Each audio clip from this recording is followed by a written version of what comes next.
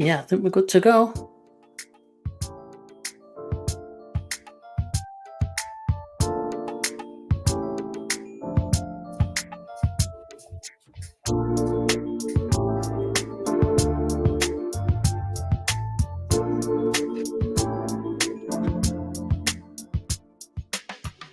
All right, we're back. Another week of live stream, another classic fight to watch and score with us. This week it's myself and Alex Vega. How are you doing, my friend? Excellent. Another wonderful day, another wonderful weekend of boxing. So, I guess the holidays, they're here. And happy early Christmas to us with everything we've been getting, for sure. Absolutely. And we're also going to be treated today. We've got a fight of the decade from the 80s coming up. Should be really fun and interesting. Sorry, just taking a drink there. Gasping. It's been a couple of weeks anyway since our last live stream. It's good to be back. Hopefully we'll get some familiar faces in the chat. If you join us, please shout, and we like to interact with everyone that's here, and make sure that you do score along with us. There's some instructions in the video description. I'll put a link into the chat as well when we're getting towards our watch along. First of all, before we do, we will touch on the boxing events of last night over in the States, and we'll also cover we'll touch on what happened last weekend as well. Let's just get straight into it, Alex. We've got a long fight to score soon. So Chase Center in San Francisco last night. Davind Haney, I guess he put in a bit of a masterclass by beating Regis Prograis. Give us some thoughts on the action, on Haney's performance, and what you see next for him, and also about the future for Regis Prograis as well. Yeah, for sure. Both of these fighters are coming off of controversial decisions.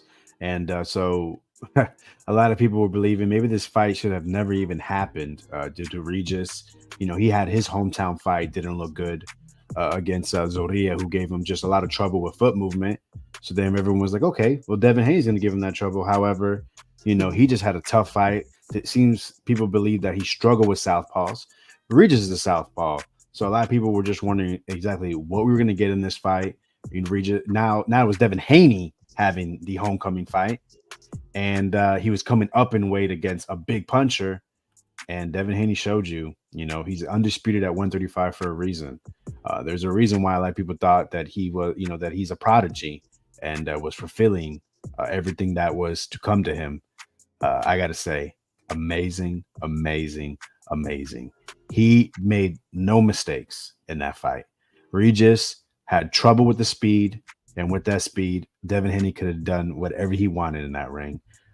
He dropped him in round 3, same way Zorrilla dropped him, with a lead counter right hand. And, I got to say, Regis was getting kind of beat up in that fight. About round 7, there was a feeling that this could be stopped. However, Davind Haney was told by his corner to stick to the game plan. And beautiful masterclass, world-class elite fighter. Davind Haney has now put his name, on the near the top of all pound-for-pound lists, I would suspect. Second weight class. Some people believe Regis had beat Josh Taylor some years ago. That's the way the game goes sometimes when it comes to people, doing their own scorecards, which is why I hope you guys are tuning in, because this is the capital of scorecards. All right. Fight Night Scores, baby. Go to fight-score.com. Create your scorecards. Anyways, Davind Haney, is he the man at 140? That's the biggest question now. I think a lot of people are going to be saying yes, because, he beat Kambosos twice at 135. Teofimo lost to him. Teofimo did have a great performance. I think it was in June against Josh Taylor. But Davind Haney just completely, he won 120, 107 on 3 cards against Regis Prograis. So if you want to have them tied at the top of 140, if you have one above the other, I think it's totally acceptable. For me, maybe 1A, 1B. You know what's the best way to get this solved? I might sound crazy. Maybe they should fight each other.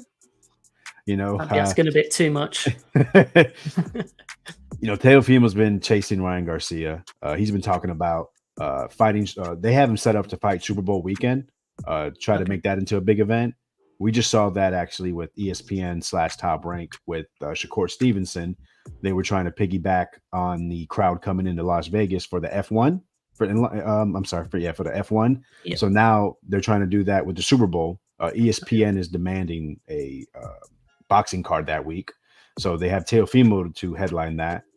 And he was actually supposed to headline last night for the Heisman for our college football, but he refused it. So he wanted to fight Matias. Matias turned the fight down due to a hand injury. So we don't know exactly what's happening with Teo. Devin Haney, though, he has put himself in. If you don't think he's a superstar, he's right there on the cusp. I think the next opponent's very, very important. They're talking about moving to 147.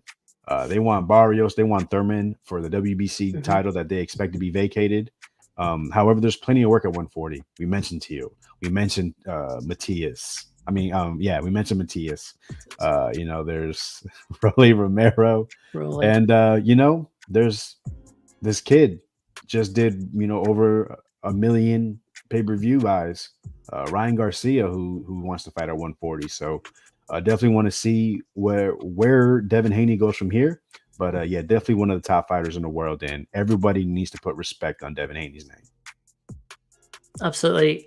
I think there's a lot of shouts for him to be the named fighter of the year. Do you think that's a fair shout? You have to put him there.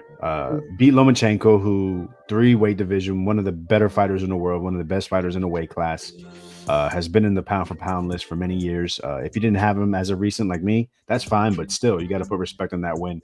That was fight of the year to me. You don't always need big drama for fight of the year. That was high level stuff. Both those guys, it was a high speed chess. And then going ahead, moving up in the weight and fighting one of the best fighters at 140. People don't forget, when Regis beat Jose Cepeda, they were saying he was the number 140 pounder. Now other guys have, moved up, such as Devin Haney, Teofimo. Matias is making a huge name for himself, the real Mexican monster.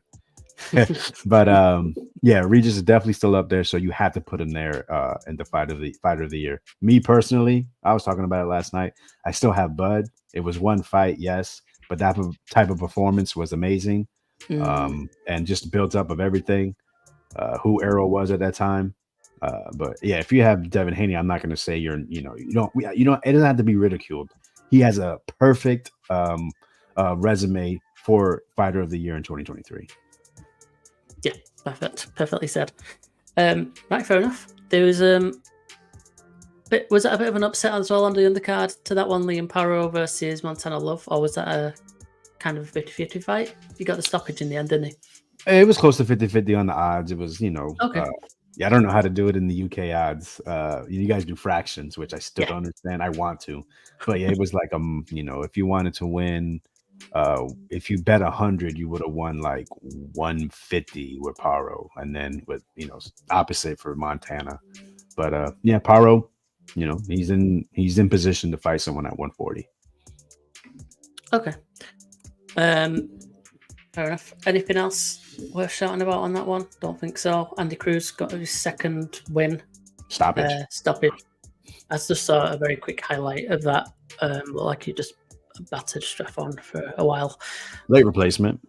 Oh, late replacement. Okay, fair enough. All right, cool.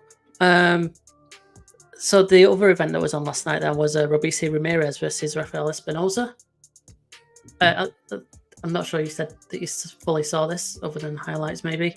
Yeah, the Devin Haney fight had my full attention. I caught Robeisy actually knocked down Espinoza, 6'1" at 126 pounds.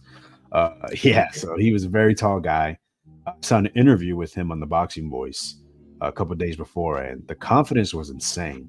It's like he knew who he was. The problem was none of us did. No one knew who he was. He fought on a couple DAZN Mexico cards. I think like a Munguia undercard. Jose Cepeda, after he lost to Regis, fought on DAZN. He was in the undercard as well. Signed with Zanfer Promotions, and we found out they got themselves another one. He got almost folded like a lawn chair against Robeisy in the 5th round. But last 3 rounds, this dude threw crazy amount of punches, threw over 1,000 punches, and almost dropped and almost stopped Robeisy at the end of the fight to win a majority decision. So we have a new player at 126. There is every now and again. There's always a Mexican that kind of seemingly comes out of nowhere, isn't there? With a bit of a look at the record, man. 24 wins and 20 knockouts. We've had quite a few that have come to the UK and smashed some of our guys, so we know all about that. But yeah, it looks like we've got another one on our hands, Rafael Espinoza. That's interesting because Robeisy had been looking really good, hadn't he? The last couple of fights since I think he got beat a while, or his very first fight, and then he's built up his record, especially in the last few years. It's been looking like he's got better and better, but yeah, I guess that's quite a damaging loss for him. On that undercard was Xander Zayas. Apologies for these pronunciations. He gets another win, another stoppage. Still looking good. Yeah, Xander Zayas, he is seen as the future of Puerto Rico. I am Puerto Rican, but I try my best now. Ever since Felix Verdejo, I've tried to not to invest so much into a fighter. But the kid, he's I think 21, older than 22 years old. He is just developing beautifully. I mean, he's been 4 or 5 years pro, signed when he was 16, 17, and he's just getting, better, smarter. And what we all want to see is stronger. We're seeing the knockouts at as he increases in level. So, he beat this guy to the body. The left hand to the body was just dropping the dude. I think he dropped him 2 or 3 times. The fight could have probably been stopped on the first knockdown because that guy looked like he wanted out. But Xander, it seems that they believe it's time now to step it up. They're talking about a former world champion next fight in the first quarter of 2024. So very excited to see what he may become. And Top Rank seems to be the best in the business when it comes to developing prospects. So, yeah, let's go ahead and see what this kid can do. Yeah, man. Yeah, I'm looking forward to it. I've seen him a couple of times on a couple of the undercards. He looks good. He's obviously been touted as one to watch for a while now, hasn't he? So interesting. He's in what division? Super welterweight. Yep. So yeah, I guess there's not too much there at the moment that's stopping him, I guess. Although he's only 21, so maybe he might fill out a bit and move up. He's 5'10", so I don't know if he's big at the weight or not. Okay. Bruce Carrington also got a win. That's what we're talking about. I don't know. Second round stoppage. Yeah, big stoppage. That guy, I think he went the distance with Oscar Valdez. Didn't expect that coming. Shushu they look like they're lining him up for the WBO title, which I believe Robeisy just had. So, and he's been talking about fighting Inoue, and as Inoue makes his way up, he said that he sparred him and that it was really good work, and he believes he can defeat Inoue. So, shout out Bruce Shushu Carrington. Hey, fair play if he's eager to get in the ring with Inoue. Fair play. You can't argue with that. Okay. We can move on unless there's anything else on the card. It's quite a stacked event, to be fair. There was quite a lot of names on there, but unless there's anything that stands out to you, we can move things along. No, for sure. Move on. Yeah. Yeah. Okay. Well, very briefly, we'll just touch on the week before because Ryan Garcia was in action. He got the KO win against Oscar Duarte. Yes. I didn't see this one. I only saw the stoppage highlights. So give us your thoughts. Verdict. Yeah. So it was unclear exactly what to expect with Ryan Garcia coming to this fight. He was coming off being stopped against one of the best fighters in the world, Gervonta Tank Davis. A lot of people felt that he may have quit. He switches trainers, gets with Derek James, who was just coming off of being trainer of the year before, last year. He's not having the best of year either. He started training Anthony Joshua. People felt that Joshua hasn't been that impressive. Errol Spence did have his loss. Jermell Charlo went and lost to Canelo. Nothing to be ashamed of when it comes to those matchups and taking L's. I think Derek James is still a great trainer. So it was unexpected. It was hard to know what to expect when it came to this fight. He's bringing up another 135 pounder, which I'm sick of seeing. There's plenty of guys you can pick from at your weight class, which what is the weight class? They fought at 143 pounds. So So random. yeah, exactly. So Ryan, he has power, he has speed. He displayed that throughout the fight. But as the fight was going on, he started doing this. We call it a shoulder tilt. Right. His attempt at the shoulder roll, and it was disgusting. It was ugly. You watched that and you said, "Wow, if a guy with real quality here was fighting, Ryan probably would have got stopped again." But he figured it out. He stopped doing that bullshit, and he went. He got Oscar Duarte out there. The left hook is nice. He was trying to vary his right hand, and got the job done. So what's next for Ryan Garcia? He seemed Tio seemed to have turned down the Ryan Garcia fight. He really wants the Rollies fight. Was it Rollies, Rolly that he was calling out? He was saying, sorry. yeah, Rolly, Rolando Romero, Rolly. I call him Romero. Rollies. But yeah, so Rolly has a WBA belt. They want to line that fight up, but Rolly has basically like two mandatories. He's supposed to fight Okay. O'Hara Davies, who they have Davies fighting for the interim strap against Mhm. Barrasso. Yeah. Harry's just had the visa issues, but now that he's going to fight January 6th, so Rolly should have a chance to have a voluntary. I think people want to see the fight. I wouldn't mind the fight, but really, I mean, you say you're in the sport to fight the best. Devin Haney just, shot his name up there. You turn down Teo. So if you're turning down, someone like Teofimo Lopez, uh, why don't you want to fight Devin Haney either? Just come out and say it. Say you're not ready. Say you want to get a strap, which I remember previously he said he didn't care about, F the belts, forget the belts. Belts don't matter. Yeah. And all of a sudden it does. It's just funny how people move. But at the end of the day, the life of a fighter, if you don't know about it, then I guess it's hard to speak on. He has his own goals. Goals can change, and Rolly Romero seems to be his next target. Okay. Fair enough. We will move on and we'll just touch on the event that happened last weekend over in Belfast, Ireland. Michael Conlan suffered another loss, another knockout loss, and this time against Jordan Gill. Did you catch this one? Yeah, I did. It's not like I was like disappointed in the fight. I just, you look at Michael Conlan, guys, he's a good fighter, really, is he this great world beater? He's proven that he really isn't. Mm-hmm. But he can do so many things. He can use his footwork. He can, he's shown he can get guys out of there. He can box. He likes to fight. He's a fun fighter to watch because either he's gonna try to get you or you're gonna get him. He got it, but it was a little bit sad watching. Just felt that man, Jordan Gill, good. I see him as a domestic fighter. Yeah, no, that's fair. Man, he just couldn't miss, or just really when every time he hit, Conlan just looked like he was, having an out of body experience. It was a little sad to see, but it is what it is. Jordan Gill talked about, his own struggles. So it's amazing to hear somebody, to feel the way they felt. He really rose to the occasion, and now he set himself up a big fight. So we'll see exactly where it goes. New weight class and new opportunities. Shout out to Jordan Gill. Yeah, fair enough. I kind of like them stories where it's a bit of the underdog fighter and kind of comes good and he's going to get himself a big shot off the back of that win. Mm-hmm. What do you think about the future for Michael Conlan though? That's two back-to-back knockout losses. He obviously got knocked out by Lee Wood as well last year. Mm.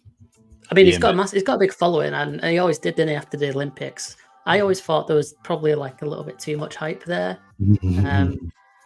I always did. No, that's no knock on him. I just saw a very capable fighter, but I didn't see what was being hyped by a lot of people. Because of his amateur pedigree, I guess you could say. And he was obviously infamous, I think, in the Olympics that he thought he got robbed or something. And he gave the double bird. Yeah, so I think really that's what the hype was, wasn't it? It was off the back of that, and it propelled him into this great Irish hope, and it's just not quite worked out for him.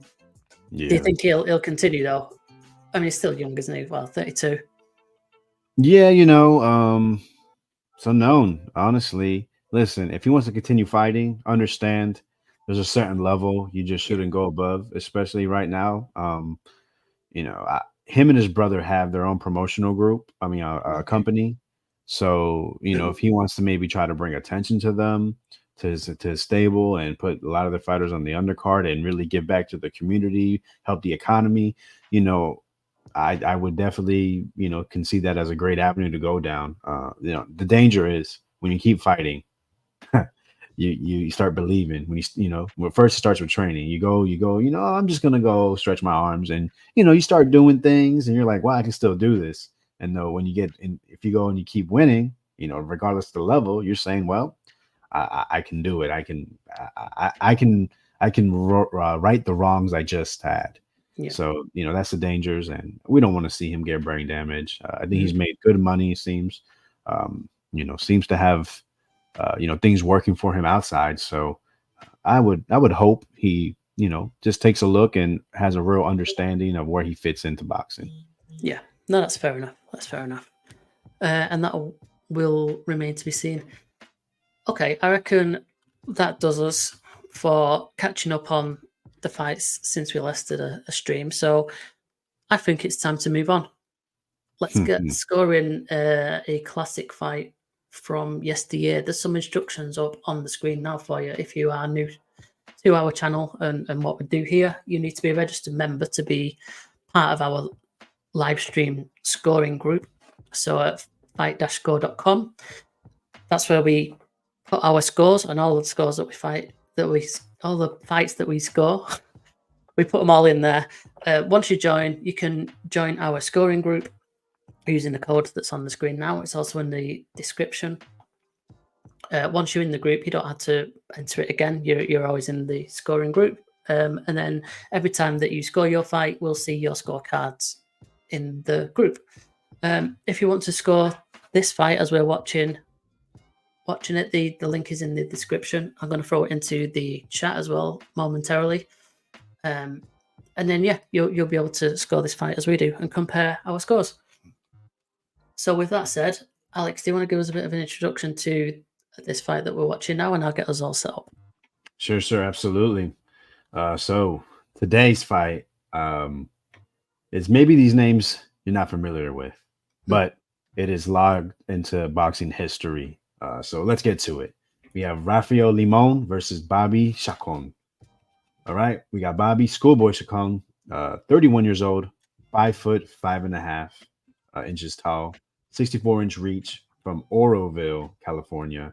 Former WBC featherweight champion, coming in at 50 wins, 6 losses, 1 draw, 43 wins by stoppage to the champion, Rafael Bazooka Limon, 28 years old, 5'5.5" as well, 66-inch reach from Mexico City, Mexico. Current WBC Super featherweight champion, coming in at 47 wins, 11 losses, 2 draws, 35 KOs. Sweet, that is an old school record. Oh yeah, man. 11 losses, no fear. Yeah, no, these are 2 guys that definitely battle tested. Excellent. Right, okay. I'm probably going to need to forward this along because I think there's a bit of an introduction on this video, so bear with me. But we'll get started. Make sure you get your scorecards ready. I've just put a link into the chat. If you're coming along at a later date and you can't see the chat for whatever reason, you can always find this fight in our website on the fight list or the events list. Go right back to like the very last page or second to last page. This is from 1982, so it's going to appear near the end. You'll be able to get into it from there and click into the scorecard from those pages. Let's see if we can have this very quiet. That should be right there. Should be wow. So they have them listed 5'7.5", but when I looked it up, it said 5'5.5". It was like a packed house. This fight happened December 11th, 1982. So tomorrow will be the anniversary. It's in the Memorial Auditorium in Sacramento, California. To put that in perspective where Sacramento is, it's only about an hour and 20 minutes away from San Francisco, which is where Davind Haney fought last night. Okay. Promoted by Don King, as you can see. All over that ring. Hey, it does look full, even if it's a little bit grainy. Yeah, so Limon is the southpaw. In green. In green. Bobby Classic Chacon in righty red. versus lefty. Oof, that was a nice left hand.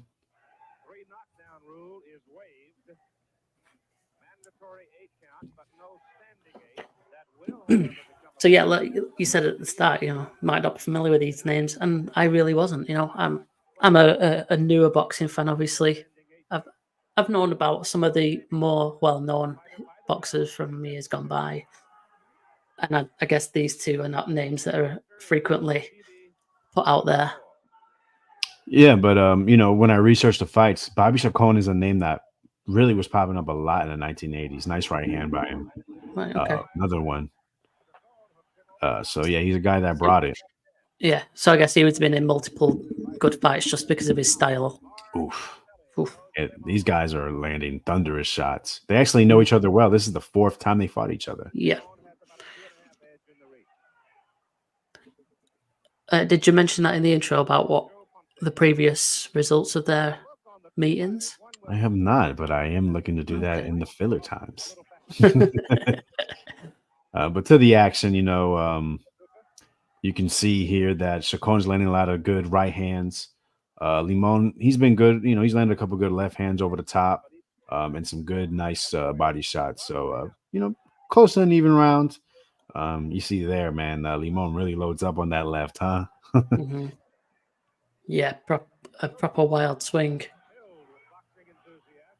It's a nice jab, though. I would say Chacon wants to leave more on the outs. Oh my gosh, Jesus Christ. Mean left hand. And Limon, as you see, he wants to work on the inside, down and up. Oof. Yeah, man. These guys are fighting, man.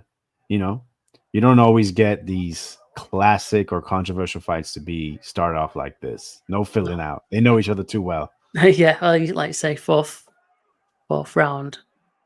meeting, sorry. No need for feeling out, I guess.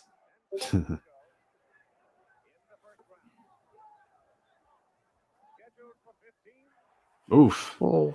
Man, that is straight to the second round. Yeah, I love it. Into nice. I like to see. Right, I'm gonna have to be on it. Pause. Okay. Where do you start? That was a tough first round to score. Seriously. Be interested to see how the sliders look.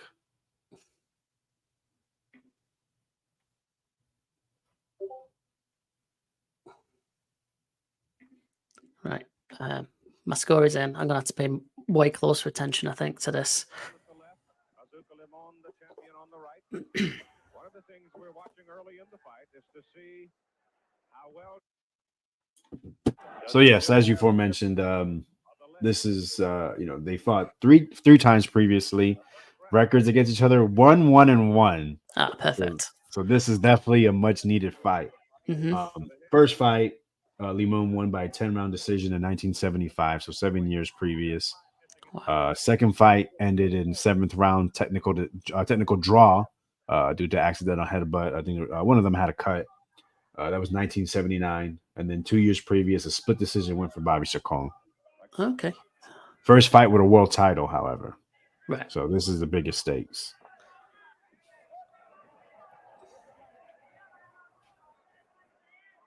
Referee's getting involved here. Why? Keep the hands up. Heads. Oh, the heads. Heads clash.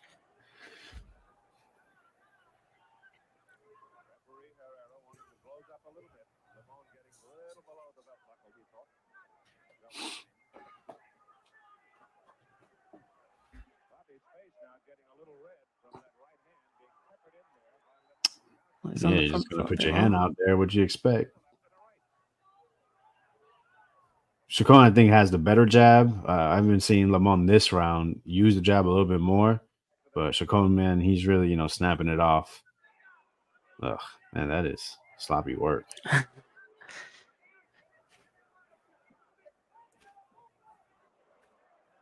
Chacon's a former WBC featherweight champion.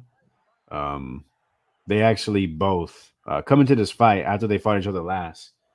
Limon is 6-1 with 5 stoppages, 3 in a row.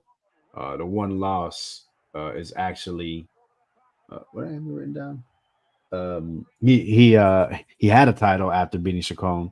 And he's really putting it on him in the corner here. Yeah. And got clipped. Yep. Oh, Chacon comes back. Here we go. I mean, I'm not sure how many of those shots in the corner really were landing, but it didn't look good for him. No, but then he landed that left hook, landed a right, changed the tide of that. Another mean right. Wow. There you go. Chacon's taking his time. Oh, that's a shot. Last 10 seconds. Just can't seem to miss with that right hand. Oh, wow. I mean, it looked like it was going to be a Limon round then. Kind of no problem, but that's some turnaround.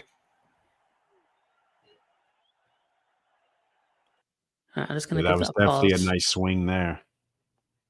But yes, so Limon 6-1, 5 stoppages. He won the WBC strap that he in a vacant title shot, loses it, then regains it, defended it coming into this fight. Meanwhile, Chacon 7-1, 6 stoppages. His one loss was coming against Cornelius Boza Edwards. Didn't come out for the 14th round against Edwards. Edwards actually had beat Limon in the previous fight, so that was the one loss Limon had. So a lot of these guys faced each other back then. Pretty foreign to nowadays, huh? Oh yeah. Right, I'm just gonna have to do a quick restart of that. Okay, not too bad. Yeah. Yeah, this text was changing way too quickly to slow that right down. I can see some faces not faces, but names in the chat. Mr. Pads has joined us. Thank you for stopping by, Mr. Pads. Good to see you again. And Be the Menace. Is this one of your friends, Alex? Yes, Boxiana. Welcome. That's the one. Queens of the Ring. Check them out on YouTube. Definitely one of the best channels out there. Thank you for stopping by. Yeah, those rights are insane. And then he just couldn't miss. That's definitely was the bread and butter. I did land a couple good left hooks as well. Be interesting to see exactly what Limon will do to go ahead and change his tide. Pretty well in the first round, has the challenger come back in the second round and even things up. Round 3, scheduled for 15. I don't know if it'll go that far.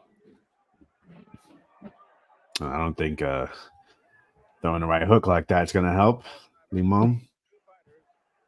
What weight was this at again? 130 Alex? pounds. 130. Boxiana was asking.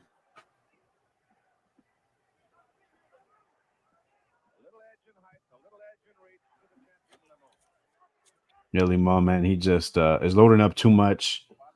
Chacon is just seeing everything that's happening, and then the right hand can't miss. Limon, he has pretty good foot speed. Oh, gets blasted again. Pretty good foot speed. Just doesn't seem to be his style of fighting. Yeah. It telegraphs a lot of them shots, doesn't it? You can kind of see him coming quite a way off. And with them having many rounds with each other, Chacon's ready. Yeah.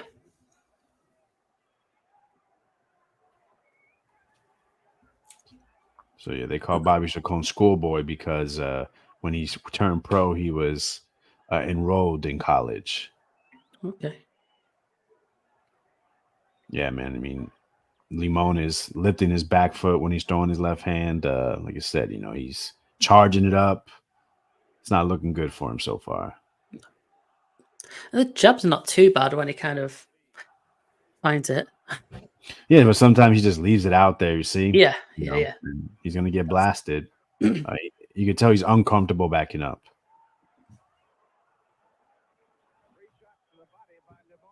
Yeah, something needs to change for him quick. Like you said, there goes the jab. I don't know, right? Like you said, when he throws it, it's not so bad. Yeah, But then when he it's does shit like snappy. that. He reminds me of a street fighter with those hooks to the body. Bobby's leaning a little bit too much when he's jabbing. That could get him caught.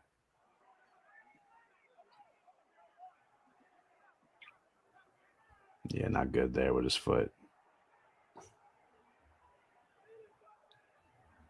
I like the nickname as well, Bazooka. That's It's a popular one. Shout out Wilfredo Gomez. 30 seconds left. Nah, man. oh, Yeah, Chacon's definitely the more technical fighter. He finally landed that right hook. Oh, oh, that was a is that seemed kind of like a it's count? pushing shot. I don't think that was a knockdown. Interesting. Hey, Limon needed to do something, and he was able to score a knockdown. So Can't ask for more than that. They're throwing at the bell. I guess there was a landing shot, but it was more of a push, like you said, didn't you? yeah, it wasn't damaging, but yeah, kind of caught him off balance. You saw Chacon, like I was mentioning before, he started to lean too much, Leaning, yeah. started reaching, and it led to him really squaring his feet up. So he got punched, and by the ear, made him go down.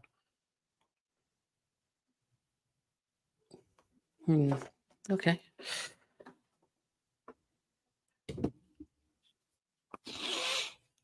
Interesting fight. Yeah, fun start.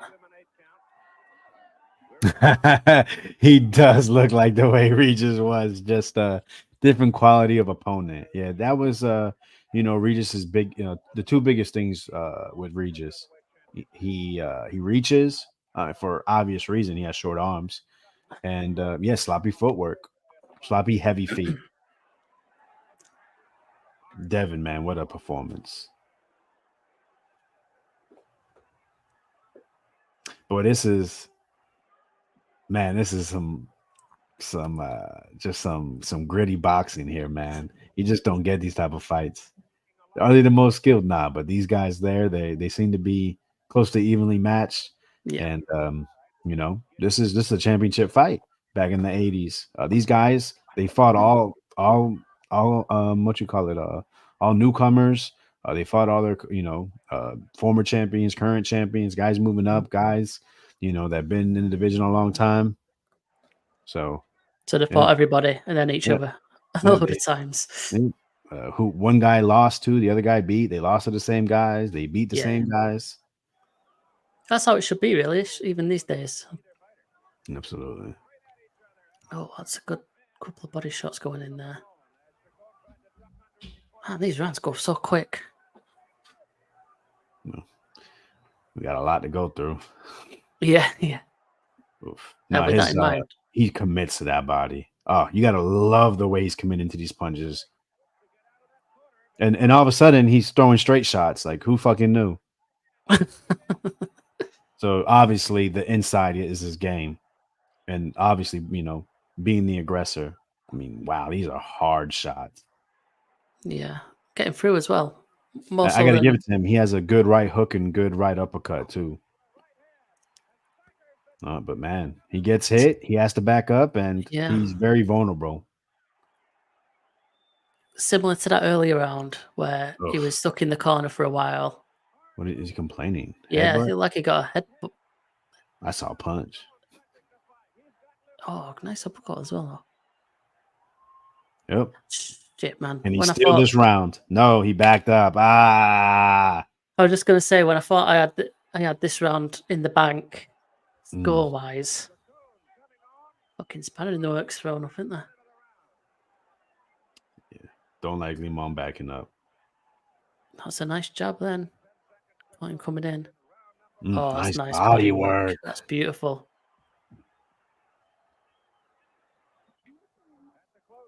Oh, we had a bit of a jump there, but it was pretty much ended the round. That was a good round. That was a very good round. Really was. They both did things. Both did their thing. Just one did it, for longer, I would say. Mm.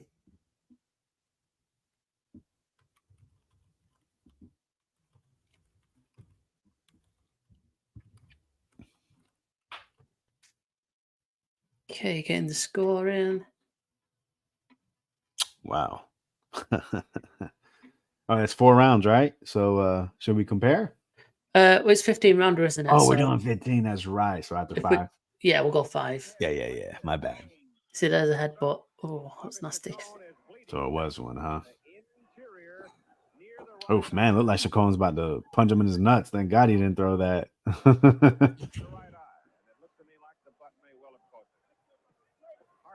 If I was Limon, I would probably maybe try to throw the jab out like he's doing and then try to turn it into a hook a little bit more.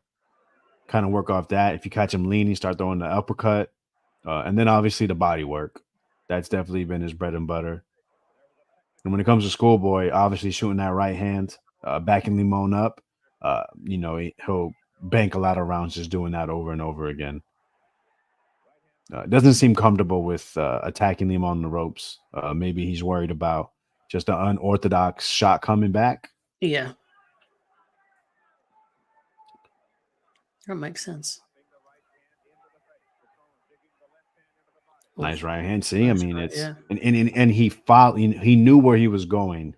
He anticipated that Limon was going to move to his back left. You see Limon when he moves back, he just stands straight up. Oof. Got caught twice there. It's very uncomfortable moving back.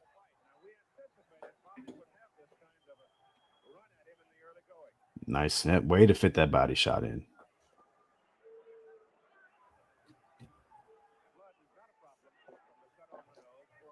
One-sided, you believe, huh? No, I think they've been all clear rounds.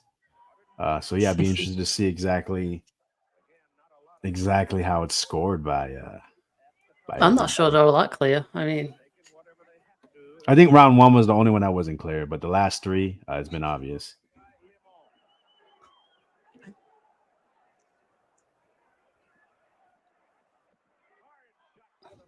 This is an interesting round. Oof. It's crazy how he hits him with those bolos, man.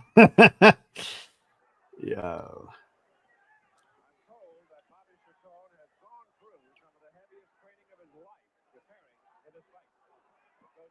winging them hooks in. But they look vicious. Yeah. Little rolls. Okay, don't do it too much. Yeah, Limon has to take advantage of that. Oh. Oof.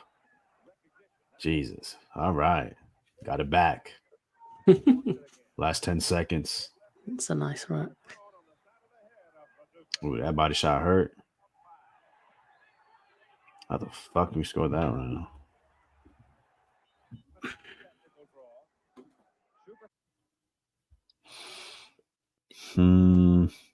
Yeah, that was a tough one. That was very tough. Boxiana, give us a heads up. Who have you scored round 5 for? We need outside assistance. I got mine. Yeah, I'm worried now about this because obviously we're going to have look at our scorecards, and you're saying that some obvious rounds, and if we've got red everywhere when we're comparing, you're not going to be happy with me. No, man. This is definitely an interesting fight. It's a good clash of styles. They know each other, and they're in their battling, which is what you want to see when it comes to boxing, right? You want to see guys using the tools they have to defeat the other guy in front of them, and I think they're both attempting to do that. Absolutely. Now, while I get our scorings side by side set up,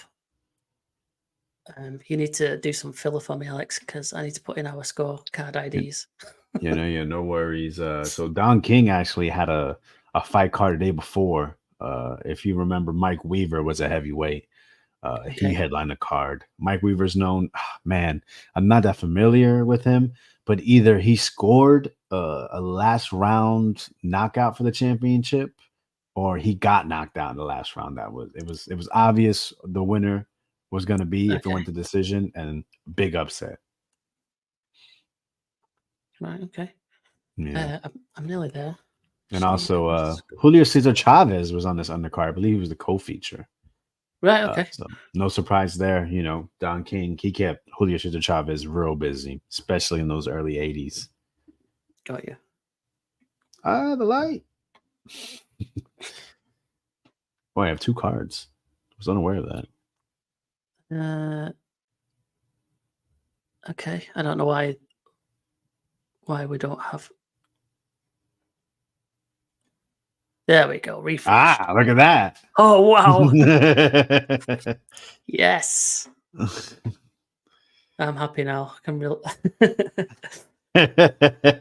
So we have the same scores, but we might have got there in different ways. Shoot.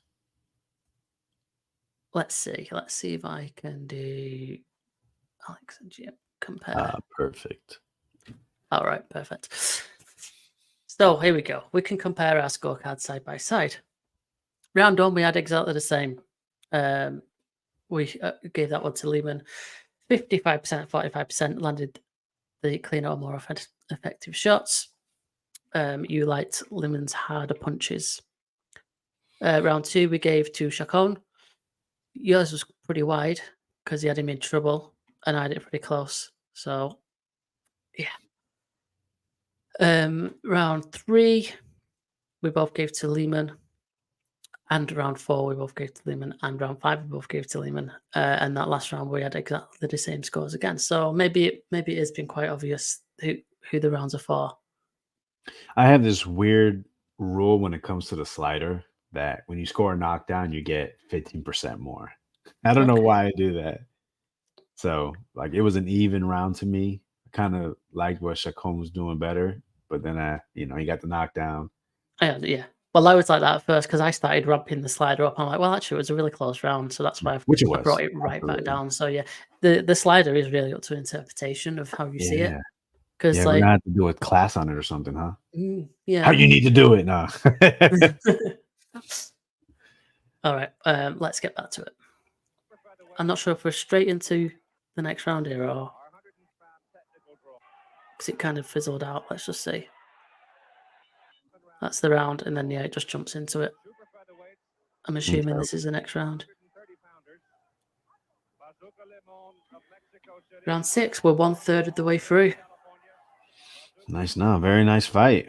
Not the biggest of names, but that does not make it, not a quality fight. Like I said, this fight here, definitely you going through the history of boxing is going to be mentions for, for I guess the reason we're learning right now. Mm-hmm. Even though we have it one-sided.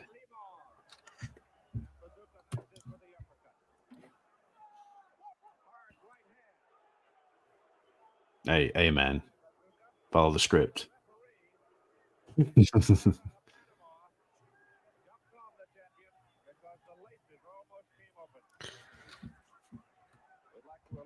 Oh, nice counter jab there. That was a nice. I haven't seen much countering in the fight.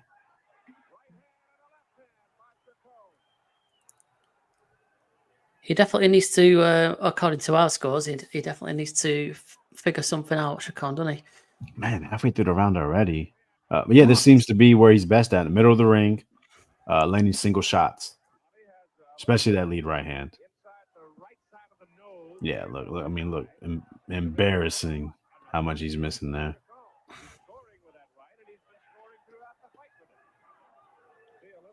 There you go. Nice counter right. Oh, don't do it 3 times. Remember Tank Leo. Well, I guess they're not there yet, right?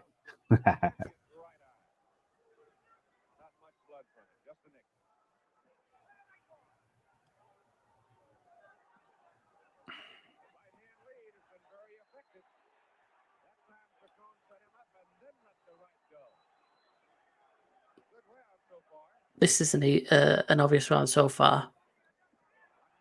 Can't miss. Chacon can't miss.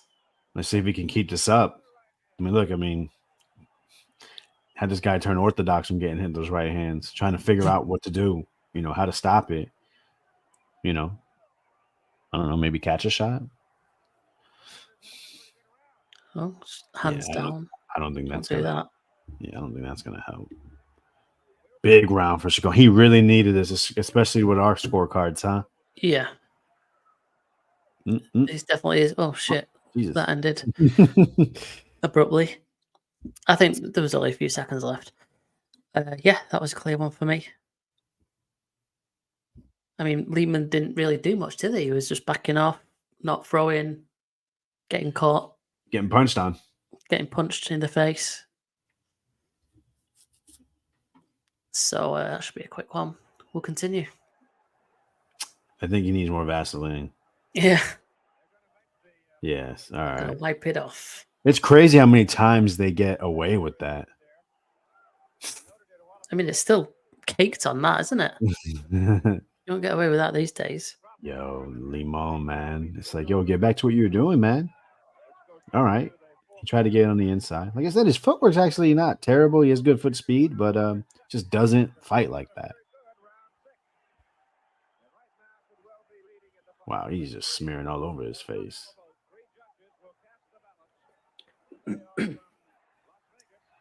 Shout out to everyone that is taking the time to tune in. If you're here, hit that like button, leave a comment, maybe give a suggestion, some other fights you want to see. A fight that just hasn't been mentioned. One anniversary is coming up. We want to do them all. Small, huge, controversial, just a good classic fight. We'll definitely take a look, and I think we want to see the fights. So please, leave a comment. Even ones that might be close, but may have ended near the end with a knockout. We've done that before. Yeah. Not an issue. Yeah, remember that Foreman fight? People would forget how competitive it was. Foreman Ali. Oof. Yep. There we go, Lima. Man. Yeah, that was better. Someone's going to be pissing blood. I like how he's patient with that left hand because Chacon was simply ready for it. Yeah, that's a beautiful uppercut on left. Chacon's a tighter technique, so he can counter there. Crowd's absolutely buzzing there, up on the feet. Just after halfway through the round. Mm-hmm. I mean, that was big for Limon. He was getting beat up for the last 4 minutes before that. No, you don't want to be there. Nope. I see Limon took a big, deep breath there. Big breath, yeah. He's feeling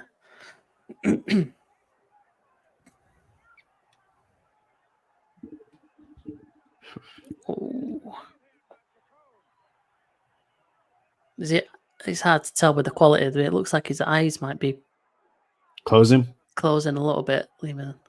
Yeah, it's hard with that big fucking glob of Vaseline. Yeah, true. Chacon hasn't punched it out yet.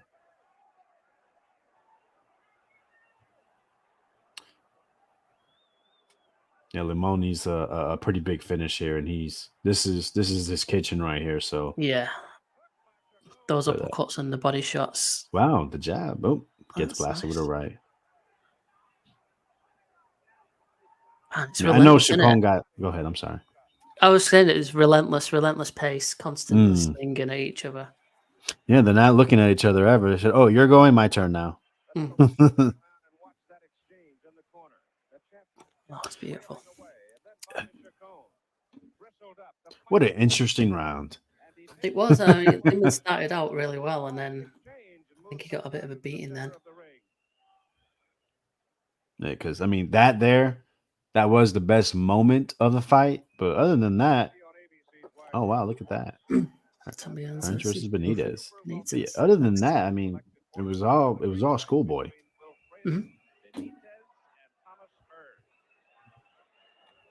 Getting closer on my scores. This is what we like. My slider percentage is crazy. I'm just going to put out another tweet. Let's get more people around here.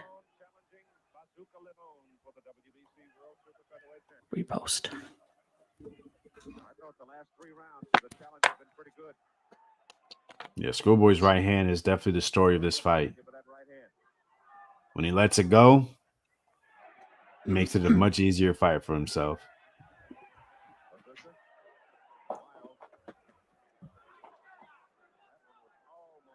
He just doesn't defend well against those body shots. He's just looking to absorb it rather than make them stop. Yeah.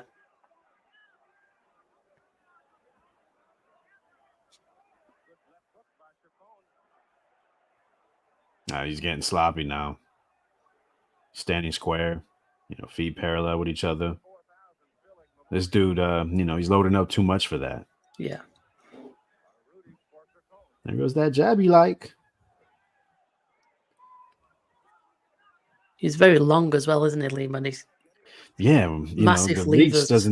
reach doesn't seem to do it justice. It's like he has like 68, 70 inches, But it's interesting because Schoolboy is doing better from distance. Yeah. Man, the conviction on those punches.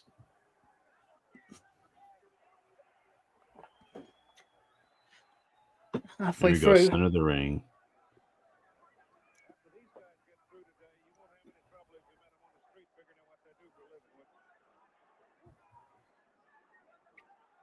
Definitely one of the more quieter rounds of the fight. Yeah, I mean, they've still been throwing, haven't they? But it's just not quite been as relentless as previous. More taking it in turns. Your go, my go.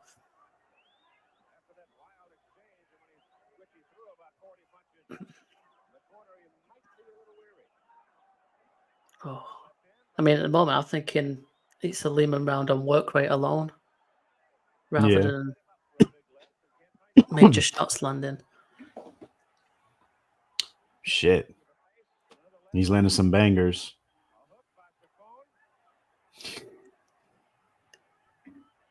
Can't keep Definitely that a up, Limon round. Oh, here we go. What's going to happen now? Theatrical fight, huh? Yeah. Like they call in spots.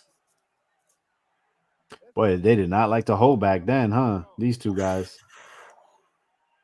Which is good, right? Makes better action. Yeah. Fuck that holding shit. Let's not hold. Let's just smack each other in the face at the same time and work our way out of it. That was a good round. That's a big ass bell. It's fucking disgusting looking. Interesting. I want to see your reasons for this round. It's like, what's the reason he smacked him more? Really, that's what I really want to put. a lot of these rounds could be just landed the cleaner, more effective shots. Because when both men are just throwing and landing, that's the only reason you could give, isn't it? Like one just landed the better ones than the other. Yeah. Good fight, man. Honestly, it was hard to pick what fight to do.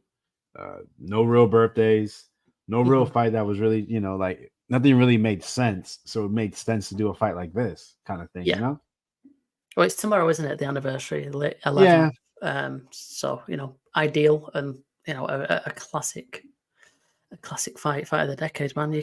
You don't get any better than that. Yeah. If you guys did not know, this is considered one of the best fights of the 80s. You got to remember the 80s has the Four Kings. It's got Larry Holmes, he's got good quality fighters. Yeah. So 80s was it's probably the best decade, maybe. Right. They call it the golden age, right? Yeah.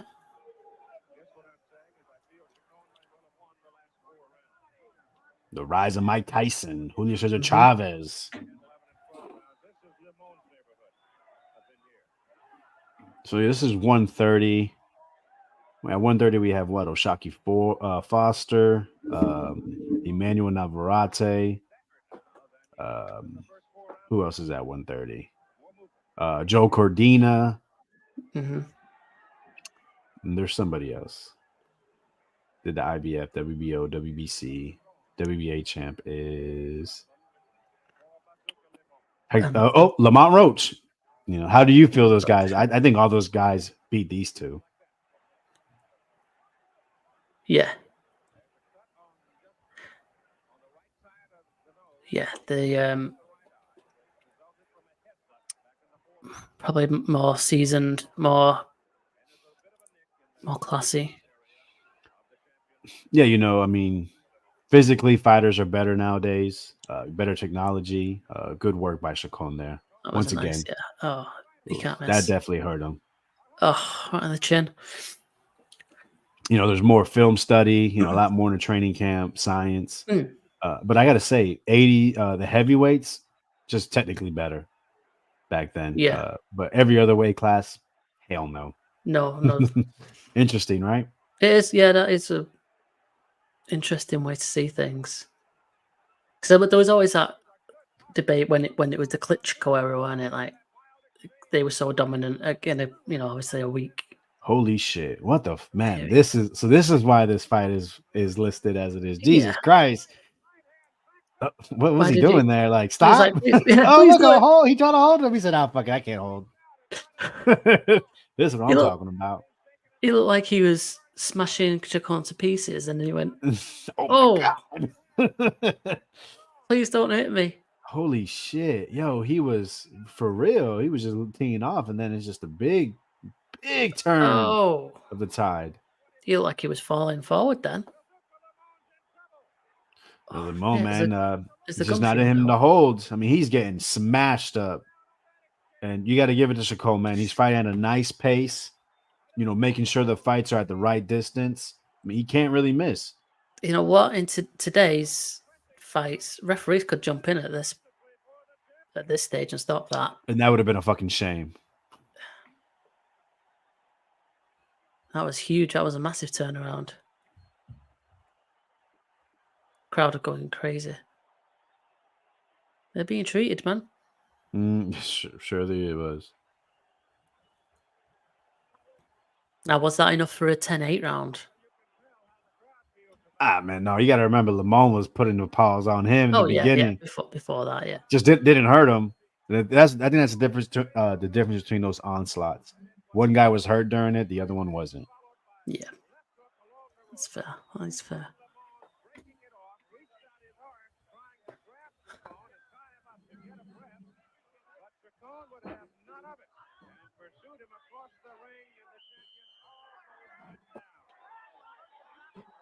All right, into round 10, and then we'll take another pause.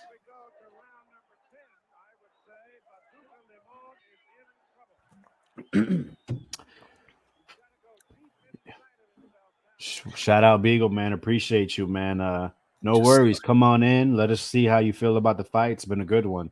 Round 10. Man, what a fight.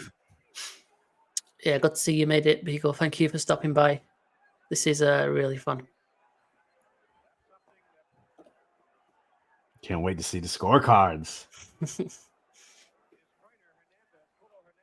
I got the first 5 right, so that's a win. To be fair, I think we might have gone pretty similar for these next 5, to be fair. Schoolboy, who's in the red, man, pepping the step, feeling himself for sure. I'd like to see Limon press forward. Like I said, use the jab, kind of start varying the attack from there, because he needs something to break this rhythm right now.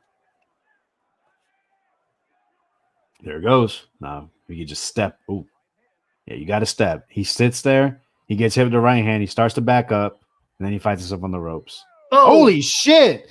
That landed. Wow. The first knockdown, we're saying he wasn't hurt. It was kind of a push. But that was a punch to the fucking face. Yep. Nice. Let's see. All right. Oh, backing up. He's hurt. That first wild left swing, though. Absolutely Crazy. telegraphed it. You could see him wind it up. I'm surprised Limon is not stepping on the gas. I think it's smart, but at the same time, I think Schoolboy's hurt. Oh man, I told you, man, those right uppercuts are nice. He Yeah. doesn't throw it so wide, and he punches through the target. But they also set up the follow-up left that obviously is blocking that body shot, and then you just get smacked in the face. Rocks No, the for head sure. back. It looks bad. No, he does good work on the inside. It's just when he gets hit, it's in his, for some reason he's trained himself to step back when Step he back, gets yeah, hit yeah. clean. See? It's a step back every time he gets hit clean. This is not look. He step off to the right, pivot. That's what he should do. What the fuck are you doing? He's playing his pants up, man. Yeah, right. He's like, hey, give me a second. Remember last round he got punched and he put both his arms like, hey, hold on. Yeah. Come on, man. Step off, pivot. Well, yeah, he up until now he's kind of let him off a bit, hasn't he? Good body work again. Oh, hey, what's up, that? young man? You never know what you're going to get. All right, got it in. Let's Cool, just man. get that in. Whether you're tuning in live or you're coming in later on the stream, please hit that like button, leave a comment. Let us know what you think about the fight, our opinions, what you want to see next. For sure, man. Great fight, and glad for everyone tuning in. Yeah, please, if you are scoring, it'd be great if you could leave a comment below the video. Let us know how you scored the fight. Tell me my opinion sucks. Tell me I don't know shit about boxing. Yeah, man. Say nice hat, Jim. Some. Yeah, we can accept praise and criticism. It's all good. Yeah, I was enjoying the comments on the Matias.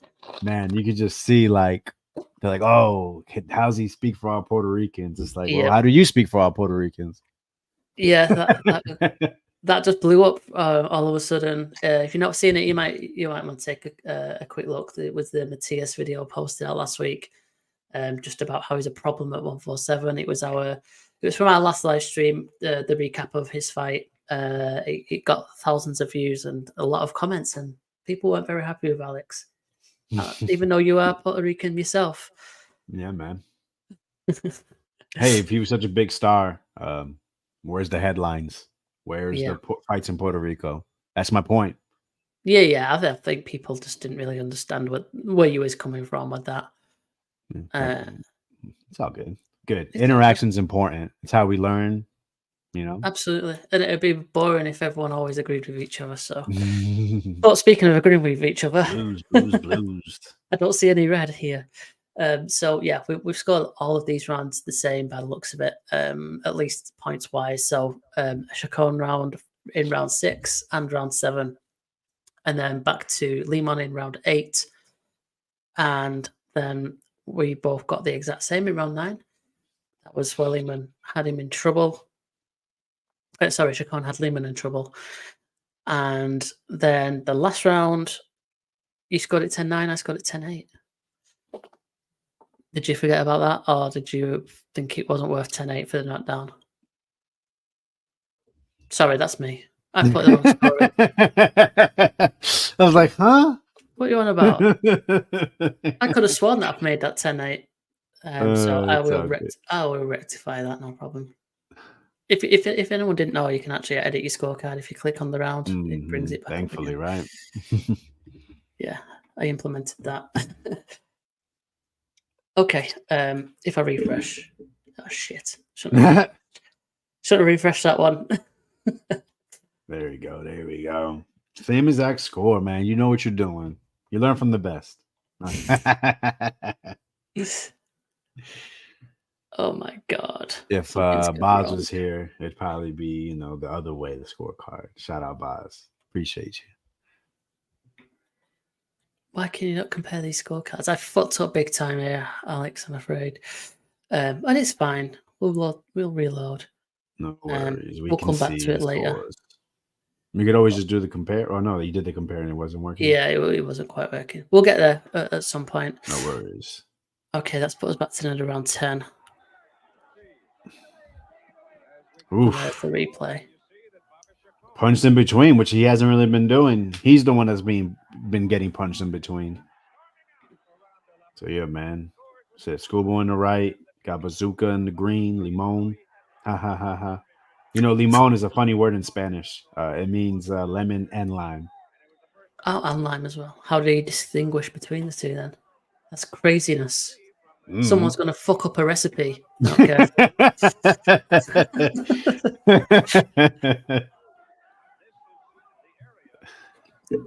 Have you watched the Narcos Mexico TV series on Netflix? That had a character in it called Limon. He was really cool. I liked him. Okay. Yeah, I saw like just Narcos. I watched the first couple seasons and then I kind of like fell off. But I heard it's really good. Narcos Mexico is very good as well. Yeah, I loved it. Let's see how Schoolboy responds, man. Yeah, so I've obviously rounds wise it's only 6-4, but then there's the 2 knockdowns, so it's a big point difference. For sure.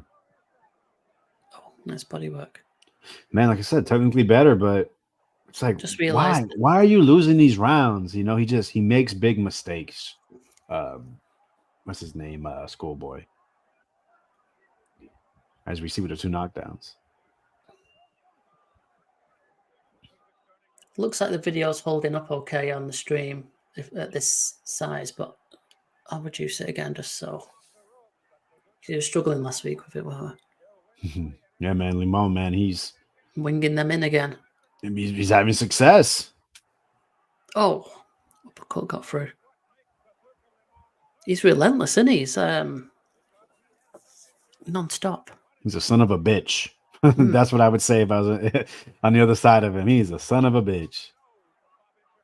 He is just, man, you've hit him with shit and it doesn't seem to do anything to him. He taunts you and then he, throws that shit. And then he does this. And he does this good again. Yeah, trying to push him away, poking him. Yes, Boxiana, same fight, man, and what a good one. If you didn't hear earlier, Boxiana, this is considered one of the fights of the decades, and this actually won Fight of the Year 1982. So yeah, all Limon in the beginning, and he said, "All right, you deserve to have some time too." Schoolboy making a comeback, trying to steal this round.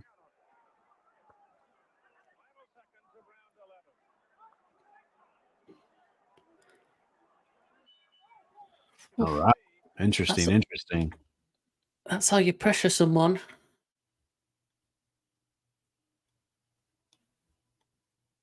Yeah, it's good work, man. I think that's straight into next round, so I'll just give it a few moments. Yeah, definitely a good one. Wasn't sure what to expect. Never seen these guys before. Bobby Schoolboy Chacon's the name that I kept seeing. So I said, fuck it, let's do it. Absolutely fine. We want to see good fights, right? Yeah. I mean, this has been entertaining. No doubt about it. It's a 4th fight between them. Like, if the other 3 fights were like this, these guys are fucking insane and want to do it again. But like I said, this time was for a title, first time. Yeah. I mean, I'm guessing that the other fights mustn't have been quite as good because, like, when people talk about all-time rivalries and trilogies, I don't think I've heard this one come up, as a right between 2 guys. When you get like the likes of Barrera Morales and Vasquez Marquez, yeah, Pacquiao Marquez, yeah. Where every single fight was just crazy and amazing. I mean, yeah, and this is for, I mean, they've done everything. They won against each other, they lost, and they drew. So what a way to close out the rivalry. Absolutely. Makes perfect sense. For the biggest prize. Mm-hmm. You look at him, like I said, Limon has tools. Yeah, I was going to say, it looks like a boxer right there for the last 30 seconds. Jabbing away. But Chacon has the better timing, better technically. And like I say, every time he does land a bit, Limon he always goes back. Oh, yeah, I think they know each other more than well, for sure. You can just see it. Yeah. I mean, how do you hate somebody that you shared 4 fights? I'm not saying they did or didn't. I don't know, but the amount of respect they had to have for each other, just Yeah, keep doing it over for both of them, accepting the fight again and Yeah. again. Oh, it's nice. Yeah, you'd think that they'd become best friends after this. I think Barrera and Morales kind of became friends after. Oh yeah, they love each other. They hated each other Hate during. I think yeah. the last fight they kind of cooled down.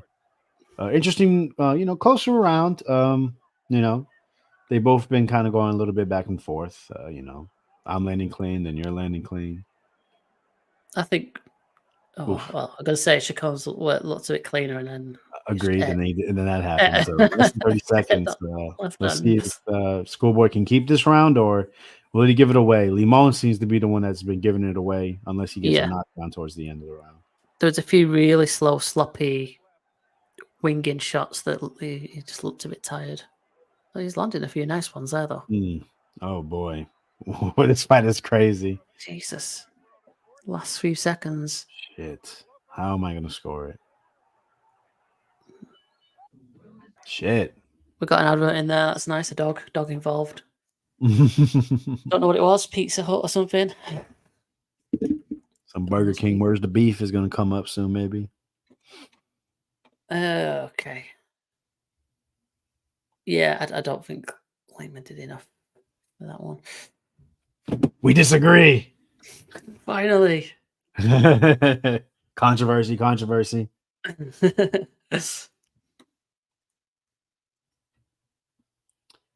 Shit, man. I'm wondering what the hell are we going to do for next stream, dude. Christmas special. Can be anything. Yeah. Maybe we should put like a poll up on the community page. We'll come up with some options. Yeah, maybe. We'll see what we can figure out. We'll also have to see what the dates fall on as well and see what works for us. Oh, shit. It's is it Christmas Eve? Christmas Eve, Boxing Day? I don't know. I do not know. Boxing Day is the 26th. Christmas. Yeah. Today's the 10th. So, yeah, 2 weeks from now is Christmas Eve. I should be good, though. Yeah, I might have been to the pub. We'll see. We usually go for a few drinks on Christmas Eve with family. So, we'll see.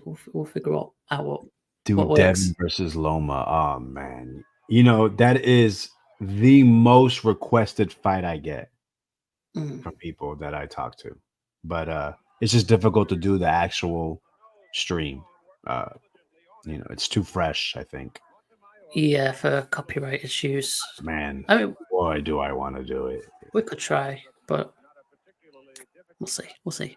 Like I say, we'll think of a few and then we'll make a decision on that.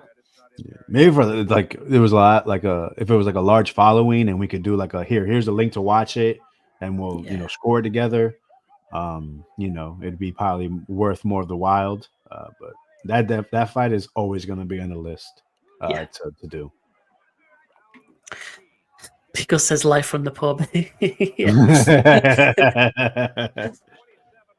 Try and get everyone else involved in the pub. Yeah. Go to this website. We'll put it on the TV. All right, man. So what? We're in round 13, huh? Uh-huh. So these are considered 80s championship rounds. 80s championship rounds, yeah. Limon looks fresher. He hasn't done his body attack in a while, man. He's been having success upstairs. Ooh, that's disgusting looking. Oh, clocked him with a left, though.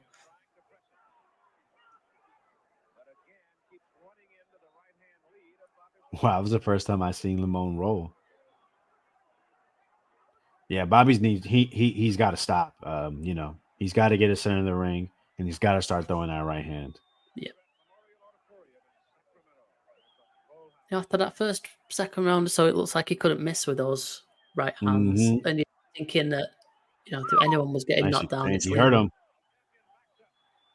No, you're right. Remember, just doubling them up, sometimes tripling up like a nutcase.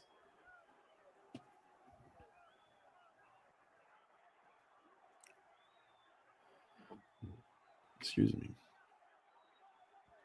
Ooh, hurt him. Oh, Definitely wow. hurt him. Can he drop him? Look, he's Needs re-energized. to follow up. You know, I got him down. He needs a knockdown right here, and you know, he's he's gonna need a few knockdowns or the stoppage on my scorecard, I believe. So this is a very big moment. 30 seconds left. Can he Oh, drop he's him? wobbled. Oh, he's held on nicely. There you go. Work that right hand out. Oh, he's Nice, out of nice. it. Jesus, he's like stood upright. Oof. What are you doing? Man, referee could definitely stop this. Oh my God. How's he stayed up? But legs are all over the place. 6 seconds. Oof. Oh my word. If he drops, will they count as a knockdown? No, not anymore. Big round. Wow, that I don't know if Limon can really recover fully from that. It's late in the round.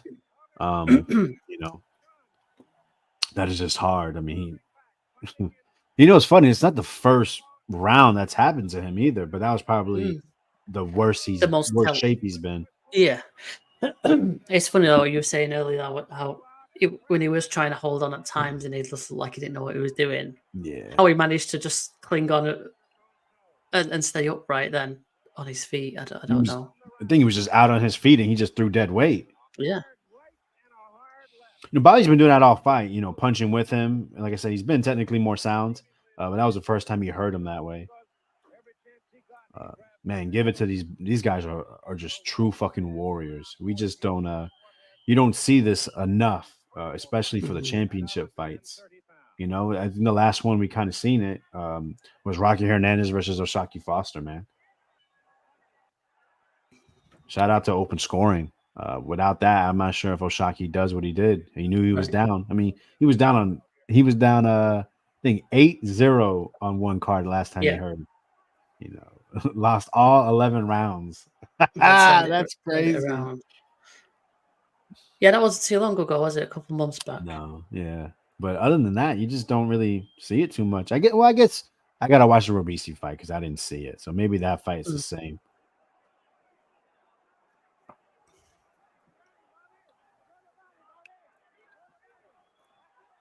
Oh, caught him again. Oh, yeah, it looks like he's breathing heavy, doesn't he, Limon?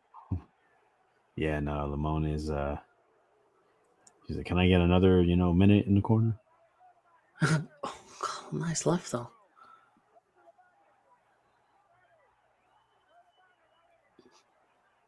Poor BC.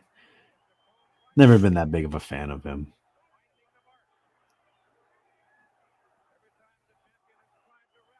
Not a typical Cuban boxer either.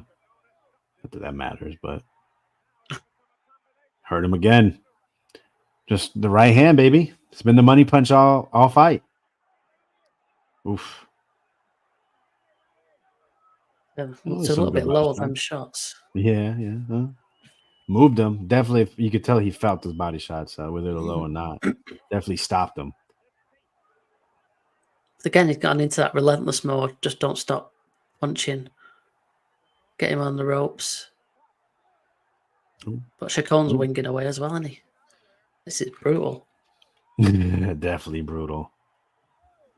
There you go. Hold on. Forcing him to hold. Oof. Wow, man. Ooh. It looked like you were close then.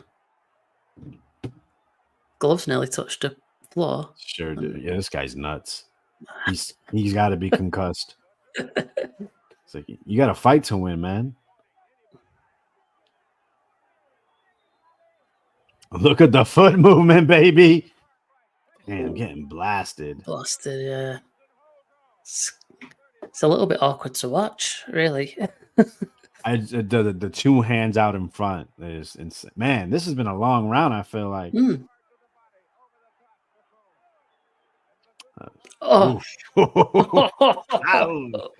Ate it like nothing. Ate the jab back like nothing.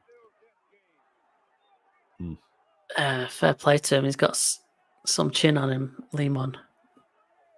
Both of them, right? Well, both. Yeah, absolutely. But like the fact that he's been like swaying and not gone down is. Oh shit! Oh shit! God damn! Oh, I don't know what's going on here. I That's don't know what happened just there, but we'll rewind it 10 seconds. That said, round 15. So yeah, we got to the end of round 14. the marbles. Man, that was craziness. Last 2 rounds, he's been in big trouble. I'll say this: back then, 10-10 rounds were a thing. So I can't wait to see the scorecards.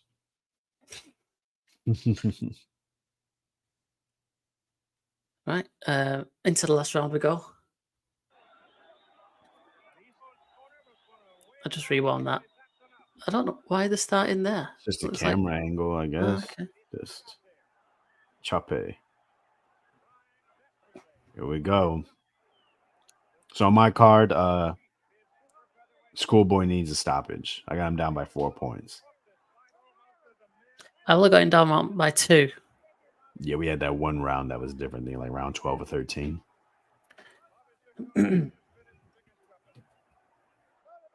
Yeah, so I've got essentially 7 rounds apiece. The 2 knockdowns is the difference. Good fight. Oof. First body shot I seen. He kind of folded him with that body shot. It reminds me, I got a little button here. Is this going to work? Oh, it is. Whoa, look at that. Look at this. That is cool. When we get more people in, they'll all be on there. I like that. I don't really like my score being revealed, but I like it still. Well, yeah, I was thinking that. Like, it's cool though. We'll do it every now and again. Look at Bobby. Bobby is styling.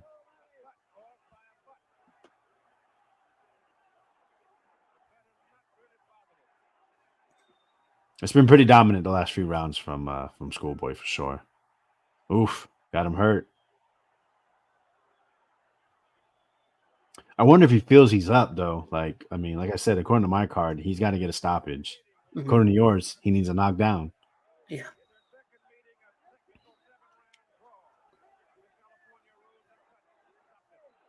That's the thing though. The rounds he's been winning so big. And then there's other rounds where, Limon's just doing a little bit of the better work, or, one of them is doing well the first half, the other one takes over the second half. Interesting fight. I'm surprised our scorecards aren't, battling each other. Yeah. Yeah, true. Oh, that froze a bit, but I assume it landed.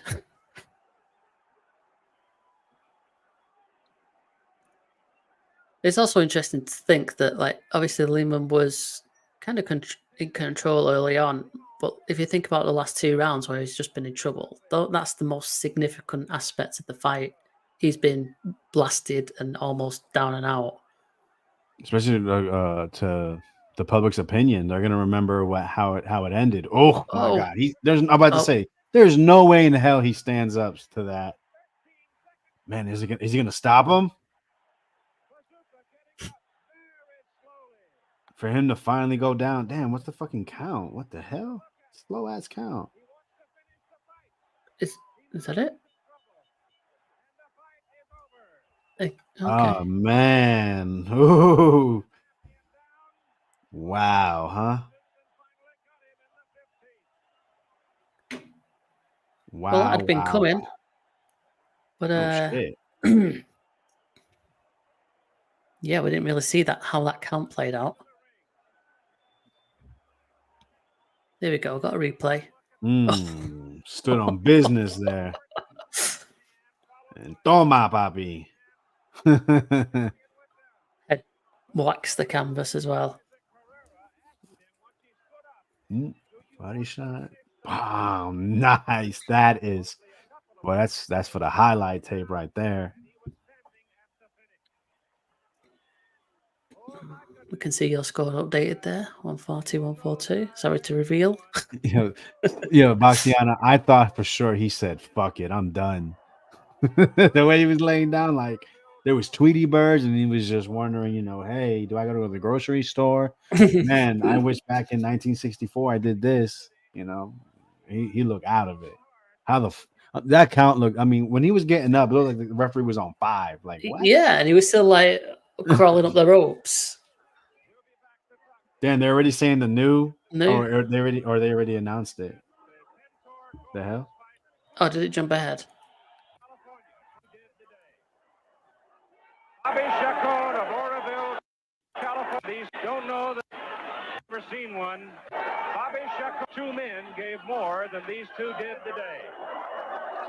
Bobby Chacon of Oroville, California, trying for the 4th time to win a world championship. They just had that shit ready to go. What's going on? Yeah, so they're already saying no. So you have a draw, which is perfectly fine. No, you don't know shit about boxing. I always find it funny, right? Where like people are like, I don't know how they saw that fight a draw. I had just 7-5. Like, do you know how this works? Oh, okay. So this is on the undercard of that fight of the Bazooka versus Pintor. Oh, so that's premature. Not the official verdicts, and it's a premature presentation on the screen. Maybe they thought that the ref stopped it.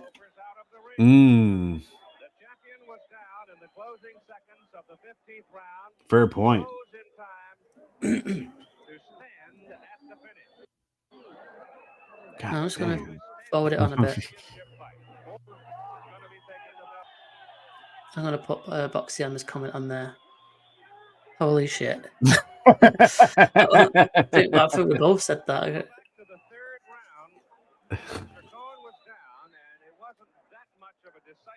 I don't see that. Oh, because let me see. There it goes. Holy shit. I see it now. God damn. Read the fucking scorecards. Yeah, it's not just modern day. They're taking the piss with them. Oh, here we go. Oh. Has it 141 to 140, and the other judge Close. has it 142. Oh, hang on. The other. Hang on, let me just go back. Judge Tamotua Tamahera has it 141 to 140, and the other judge Did we miss the first? 142 to 141. That's Angel Guzman. All in favor of the new. It is Chacon. Interesting. So what were those scores? So they must have scored around like 10-8 or something that wasn't a knockdown. Yeah, there was a round earlier on when I said, oh, was that one-sided enough to be a 10-8? Maybe it was that one. Interesting. So Interesting. This is going again.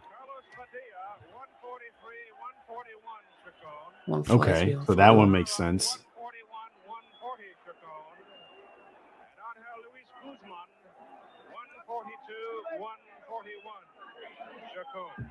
So that one had a 10-10 probably. Boy. And now the graphic is valid. Yeah, right. Oh shit, that was funny. Good fight, man. Really interesting. I had it for the other guy, but I felt like Bobby was the better fighter the whole time. He won, his rounds more emphatically, and he finished emphatically. So, for real, great fight. Shout out Rodolfo Rivera. Salute to you as well, young sir. Yep. Thanks for stopping by, Rodolfo. Came in late. No bother. At least you're here. Thank you. You missed the fight, unfortunately. So you're gonna have to rewatch because it was a good one. And yeah. So was this deemed controversial then back then, or is it just a classic fight? Is that the classic fight more? But do I see it as controversial? Yeah, I guess I had to because I had him as the other guy's the winner. Right? Well, yeah. Close fight, though. It was close, yeah. It was definitely close. Not one judge, Not one judge did it. I had a draw. You got Limon by the 2 points. Let's have a look how we compared then in those last few rounds. If I can get it up and working. Might not be able to. Yeah, why are you complaining? It's okay. We can do it another way. We can go through this method.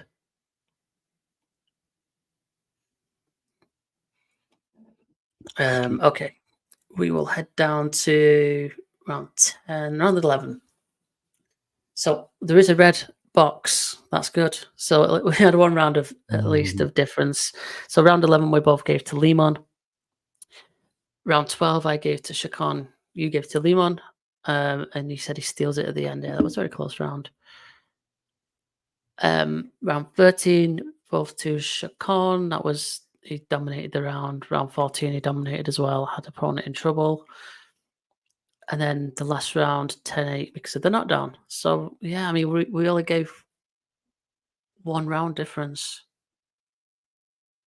which is quite interesting, really, isn't it?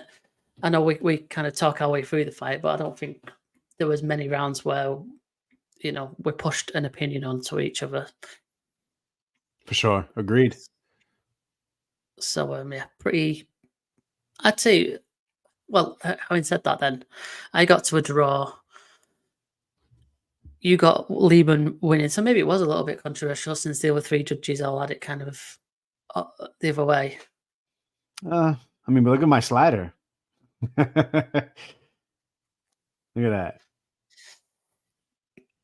Yeah. Interesting. Yeah, it was close. It was close. Anyway, it was the main thing was it was a good fight to watch. Thoroughly enjoyed it. Agreed. So that was good stuff. I'm glad we did it. Can be proud of the work. Yeah, it was a very good show. Let's move things along then. What time are we on? It's 7:15. We got through that quite quickly, I guess, considering it was 15 rounder. So maybe there were a couple of seconds shaved off a few of those rounds on the recording. So let's move things along to what's coming up in the next few weeks. And I'm not actually looked, so I have no idea. What I'm going to do is I'm going to get a screen up somewhere. We actually have we have a fight today, but I honestly don't know anything about Chris Billam Smith's opponent. But I do like boxing on Sundays. That is cool to have. It's very unique here. It's definitely not a thing I've ever known. So I'm not entirely sure what the reasoning is. Yeah, I don't know. Maybe I'll have a look. But I've just got that up on screen. Chris Billam Smith against Masternak. I think it's 47-5. I think he's just been around the block. Mm-hmm. He's got beat off. Torticos, big puncher. He made it through and barely lost. Oh, they fought here in Orlando, Florida. Another one in America, Newark. He lost before that in 2017. He got beat off Tony Bellew back in 2015. Another close fight. Okay. We might have a real battle here. But this is a long time ago, huh? Yeah, that was 2015 back then. He lost in South Africa and then back into Poland. He's fought everywhere. Yeah, you'd expect Chris Billam Smith just to win this one. He's fought in Poland for the last several years. I recognize that Armen guy, the name. I think that guy's of some decent quality. Okay, who did he fight before? Oh, there we go. That's why. Lost to Chris Billam Smith. Yeah, it was. Oh, that was a nasty knockout. Okay, yeah. Oh, it was dirty. He bodied him. I remember now. That's why I recognize the name. That's the recognition. Well, not the way you want to be recognized, but there you go. Okay, yeah, Chris Billam Smith. That'll be on right now. It'll be on our Sky. Oh shit! Look, Michael McKinson, UD. No shocker there. Yeah, so there you go. It is on right now. The main on the card fight, I guess, has been on there. Damn, you thought McKinson would be like near the the main card, unless it's like an early, whatever. Yeah, I mean, I guess it's now, 45 minutes ago the broadcast would have started at 6 o'clock. So I guess they probably started with that one. They'll have Lee Cutler on. They'll feature Ben Whittaker. He's the Olympian. Yeah, and a lot Lauren of people Price. don't like that kid. You do like him. I don't like him. Me? Yeah. No opinion. Okay. He's a little brash and kind of Yeah. annoying, but Yeah, I don't like he him. definitely has. Yeah, no, listen. A couple of people I know, especially from the UK, no one really has anything great to say about him. He's talented though, for He's sure. talented. Yeah, he's talented, but yeah, it's the whole persona. We don't like that, British We people. love it over here. I know, it's crazy. You weirdos. So yeah, that's going on now on Sky. I might catch a little bit of that after we get finished up. But CBS is a solid fighter, man. You know what you're getting. yeah, he's riding a wave at the moment, and Boxrec doesn't Oh, like me not no. being signed Okay. in. The pricks. It's all right. I'm logged in on this one, so I will just switch up the screen, and then I won't get bothered. I just want to give a quick shout out Yeah, to go ahead. a real personal friend of mine, managing a fighter named Mohammed Mamoon, fighting here in Florida, Plant City, on the Pro Box card Wednesday. Please tune in.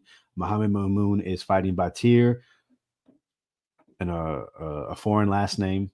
But it's really good, big chance for Mohammed. He's actually fought on Pro Box, I believe, his last 3 fights. So this is his 4th time. With the win here, I believe they're fighting for a WBA regional belt. So he has a real chance to go ahead and move up in the rankings and hopefully get a title shot soon. So big shout out to Mohammed Mahoun, my friend Coach Olamide. Actually lives in the UK, originally from France and from a country in West Africa. So big shout out. I definitely want to see, Muhammad win. I expect him to win.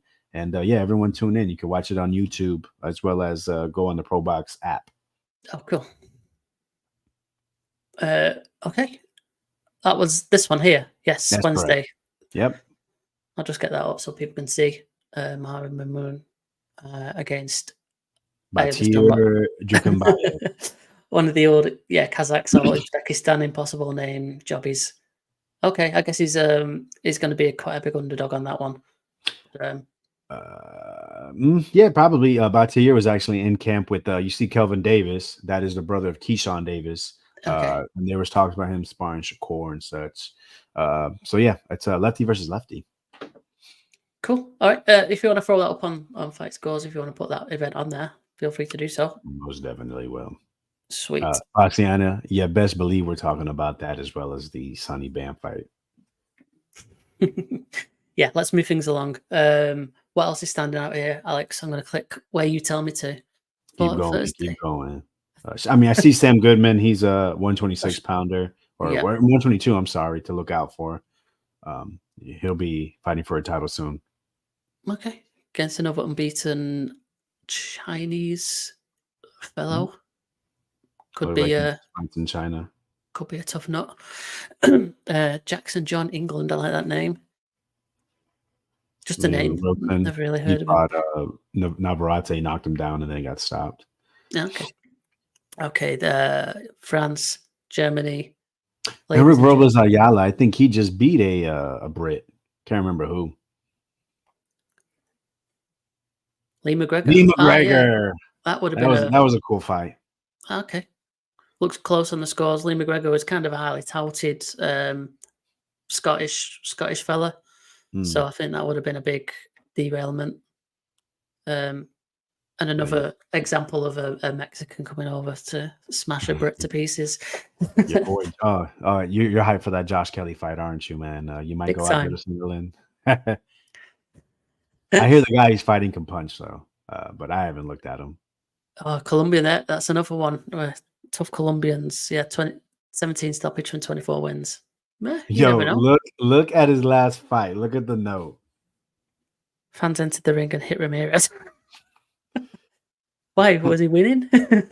Now I have to put on the list to watch. In Tirana. Is that not Bosnia? Albania, that's the one. Albania. I did not recognize that flag at all. Yeah, some crazy people from Albania. Okay. Yeah, we'll skip over Josh Kelly. He'll be an okay card, I guess. Let me just have a quick. There's nothing else listed on there. That's fine.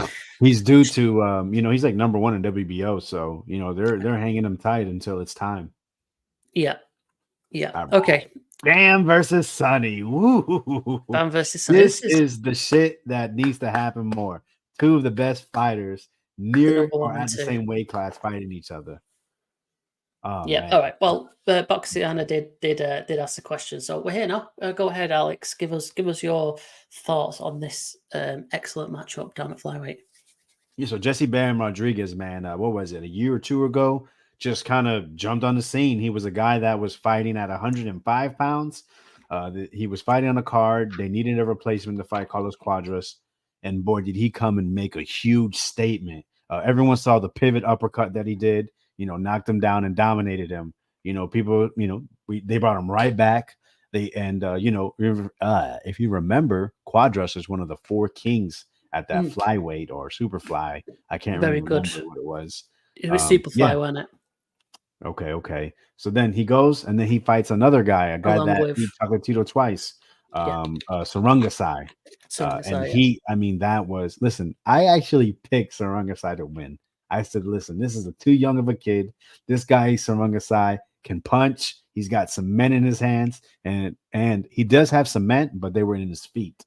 And Bam Margera stopped him. All right. Forced the referee or the corner, I can't remember, to say, hey, listen, enough is enough. It's an ass whooping.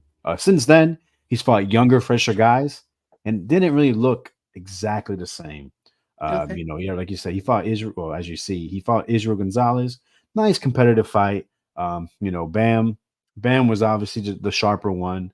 And then he comes back and fights Christian Gonzalez. Actually get his jaw broken and fights through it and gets another win. So he's tough. He's got speed. He seems to have power.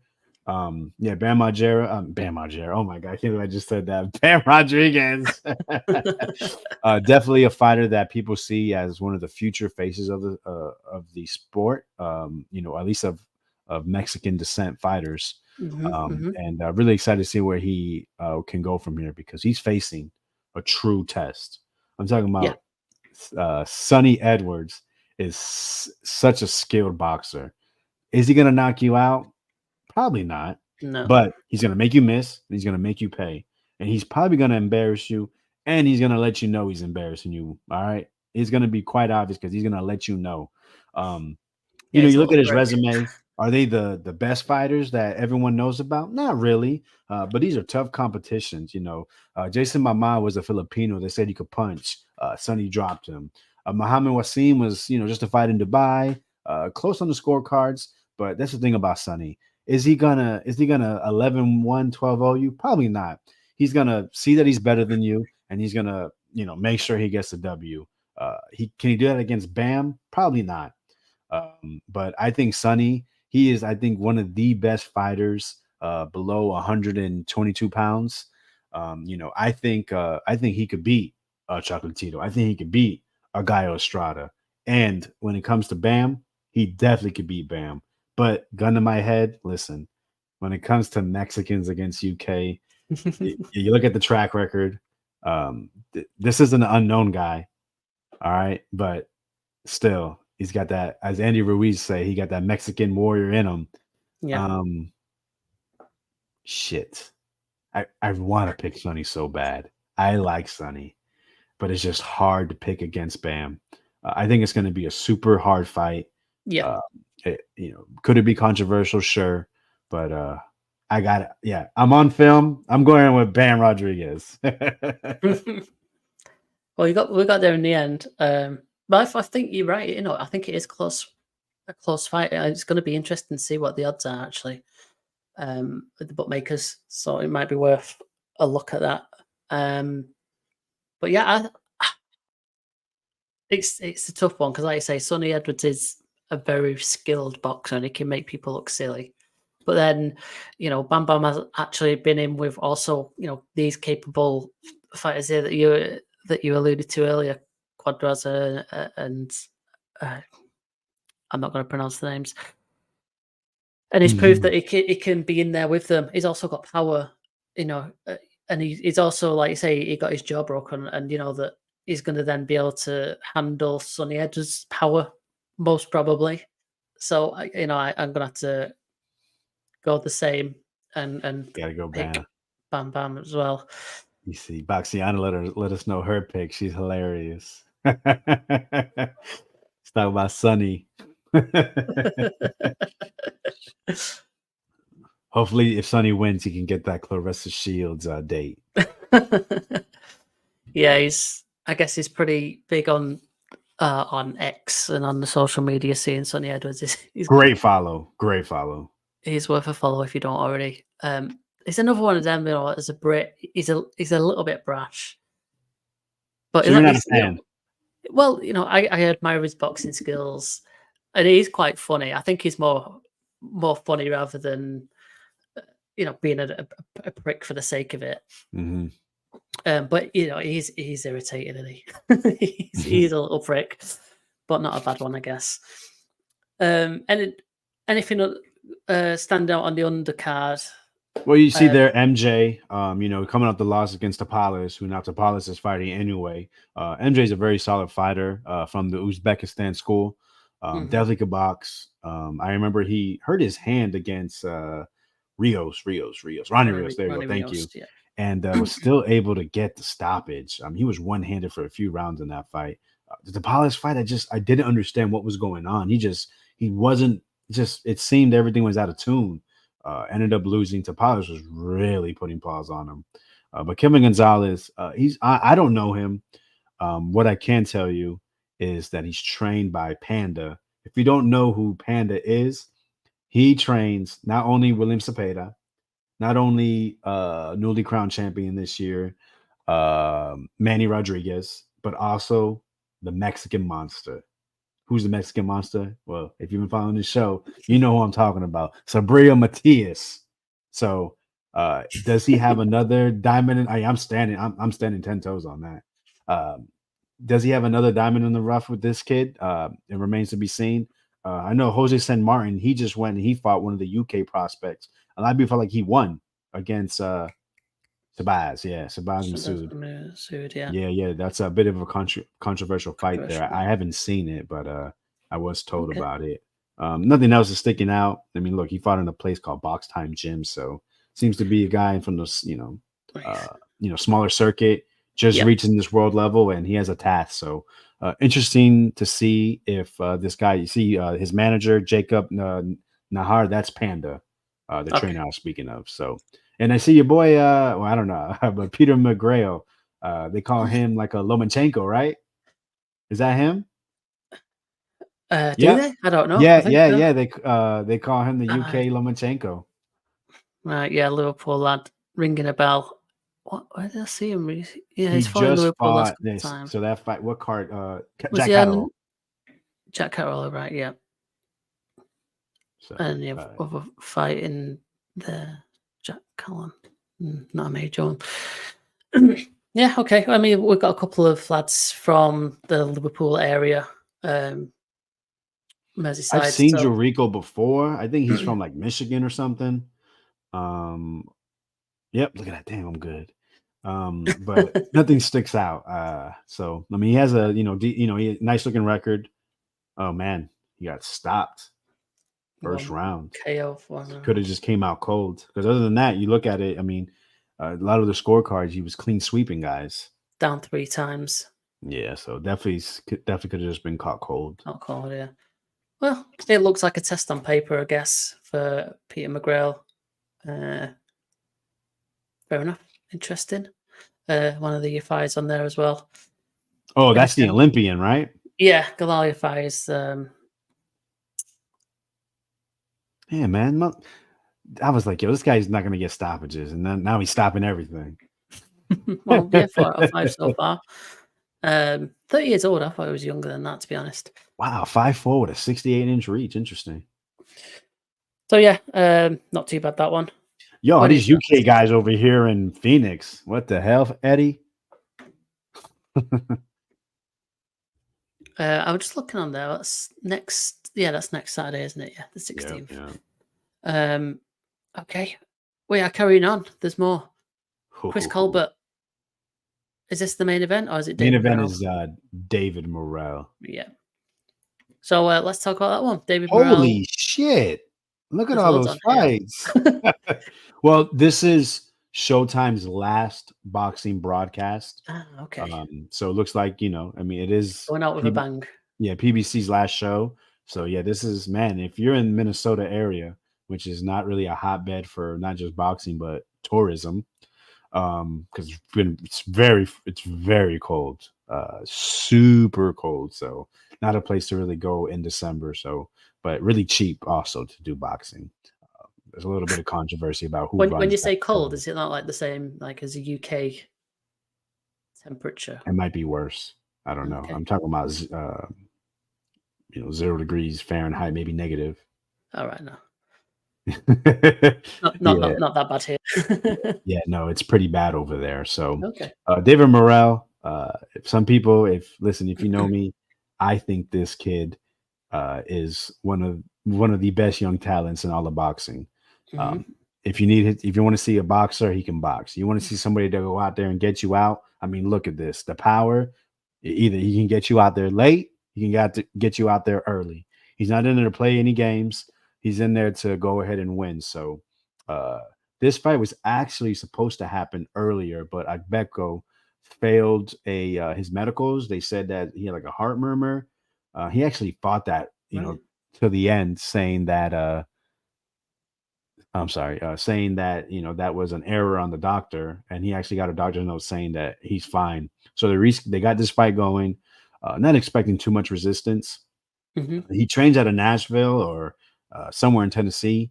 There's actually a lot of footage of him sparring Caleb Plant, and he was giving Caleb Plant really good work, or at least maybe just a look-alike. So yeah, he seems to be on his power shots. He can put some speed on it. So we'll see what type of resistance he could put. But I think David Morrell is just light years above anybody. If you're not elite, you're not gonna give David Morrell much trouble. So I expect a stoppage, mid to late when it comes to this matchup. Okay, nice. What about the Chris Colbert fight? Oh man! So if you don't recall, this fight what actually happened on the Benavidez Plant undercard. And right? Controversial fight. Colbert moved up in weight to take on Jose Rayo Venezuela. Venezuela used to train with the Benavidez. Yeah, I agree with you, Boxiana. I'm not a big Colbert fan, but he can box, and he proved that. He got dropped in the first round, and started outboxing Rayo through rounds. But every time Rayo landed, man, he was hurt. 10th round, got hurt again, but edges it out 1 point on all 3 scorecards. Since then, Rayo has left the Benavidez camp. He has gone back to his amateur coach. This fight took place at 135. Now it's at 133. A-side bully tactics with Colbert. Give it to Rayo. He's a very good offensive fighter. Didn't have to take the rematch. Didn't have to force it. He's standing on what he believes that he's, the better fighter, and he's going to prove it. So I think Colbert, with the 2 pounds advantage, should be able to win. But if Rayo knocks him out, I'm not surprised either. Okay, fair enough. I've just spotted a name on there. Andre Berto. 2 names. And Robert Guerrero, I guess he's been going for a while as well. This is a travesty. This is disgusting. It's very disappointing to know that it's a 4-star fight. It's a 4-star fight. Thank you, BoxRec, for just showing, how flawed. I mean, listen, the ranking systems with the sanctioning bodies, extremely flawed because, too much of a human element. But then you look at something like this, I'm supposed to look at that and say, wow, 4 stars. Your system is flawed as well. So, I mean, this fight happening, it's going to be part of the broadcast. It is disgusting. Look, he hasn't fought. Robert Guerrero hasn't fought in over 2 years. Andre Berto hasn't fought in over 4 years. Oh, really? And these guys are going to go ahead and be fighting on a broadcast, the final broadcast on Showtime by PBC. Wow. No, I'm sorry. 5 years. Huh. And then look at that. 3. Like 2016, 2017, 2018, one fight per year, and then nothing for 5 years. Yeah, man. I mean, listen, there's so many. They say there's 150 fighters on the PBC roster, and you want to have these 2 fighters fight.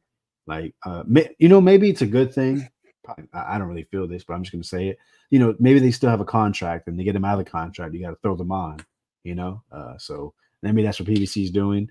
But you could have put them on against, passing of the torch for somebody. You know what I mean? Why are they fighting each other, and why do we have to watch it? That shit should be on fucking YouTube. Yeah. Right. Let's not dwell on that one. We skipped over this WBC World Flyweight fight, which I didn't mean to. But yeah, Julio Cesar Martinez against Angelino Cordova. Not familiar with these guys. Yeah, JC Martinez. He fought Chocolatito on short notice. Right. He's been a guy that's supposed to be one of the top 112 pounders. He really, listen, if I had to go to a midget bar and I needed someone to go with me, I'm taking him because he's a straight brawler. He trains with Canelo. Well, he finishes his camp in Canelo's camp. Him and Sonny were supposed to line it up, but he just didn't seem to really want to fight with Sonny. Okay, fair enough. Angel Costa, I know him. So he beat him. Costa's a former champion at 108 pounds. Yeah. So last 2 fights in America, but prior to that, it looks like Venezuela fights. So always a risk with the South Americans. Tough school. Yeah. Any other names you want to mention before we end? Oh, okay. I see Marlon Sims. He's actually part of a community that I dedicate a lot of time to. He's fighting a guy named Charles Harris. So shout out to Marlon Sims. I also see Kyron Davis against Cruz Stewart. Kyron Davis is trained by Breadman, and he fought Benavidez on short notice. You see Joey Spencer on the card. Last time we seen him, he demanded a fight with what's his name? Not Abel Ramos, Jesus Ramos, and got beat down. It was hard to watch. So yeah, man, PBC cleaning house on their last card. You see a lot of names, and you see, wow, that's really cool, and then you see the names. All right. Was there anything else that we need to cover before? Absolutely. The Day of the Reckoning, or whatever it's called. What's it called? The Reckoning? The Reckoning, right? The Reckoning. Yeah, I think that rings a bell. Yeah, I totally forgot this was coming up on the 23rd of December. So are you buying it? Depends on what channel it's on. I know it's definitely on the Zone here. I think it's on the Zone over there too. If it's on the Zone, then yeah, probably all day. Why does it matter?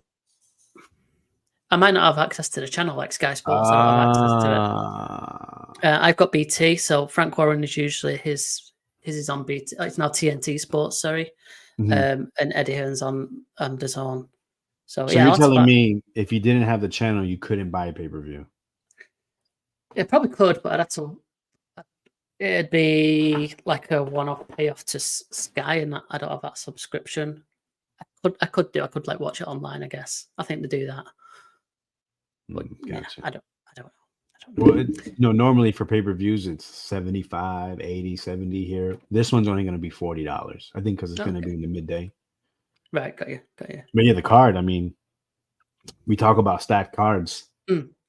How could you look at this and say it's not stacked? I mean, look at the names. You got AJ versus Valine, Wilder versus Parker, Bivol. I mean, it's stacked with the big guys, heavies, light heavies, and cruiserweights. Yeah. So it's going to get numbers. It's going to get viewers. Well, let's go through it then. We'll start with 4 stars matchups.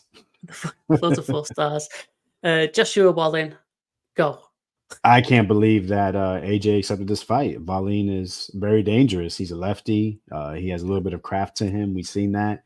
The Fury fight, I think that cut was the worst thing that happened to Otto, because it made him a stalker, and that's not really his game. He's more of a tit for tat, and kind of find his openings based off of what you do.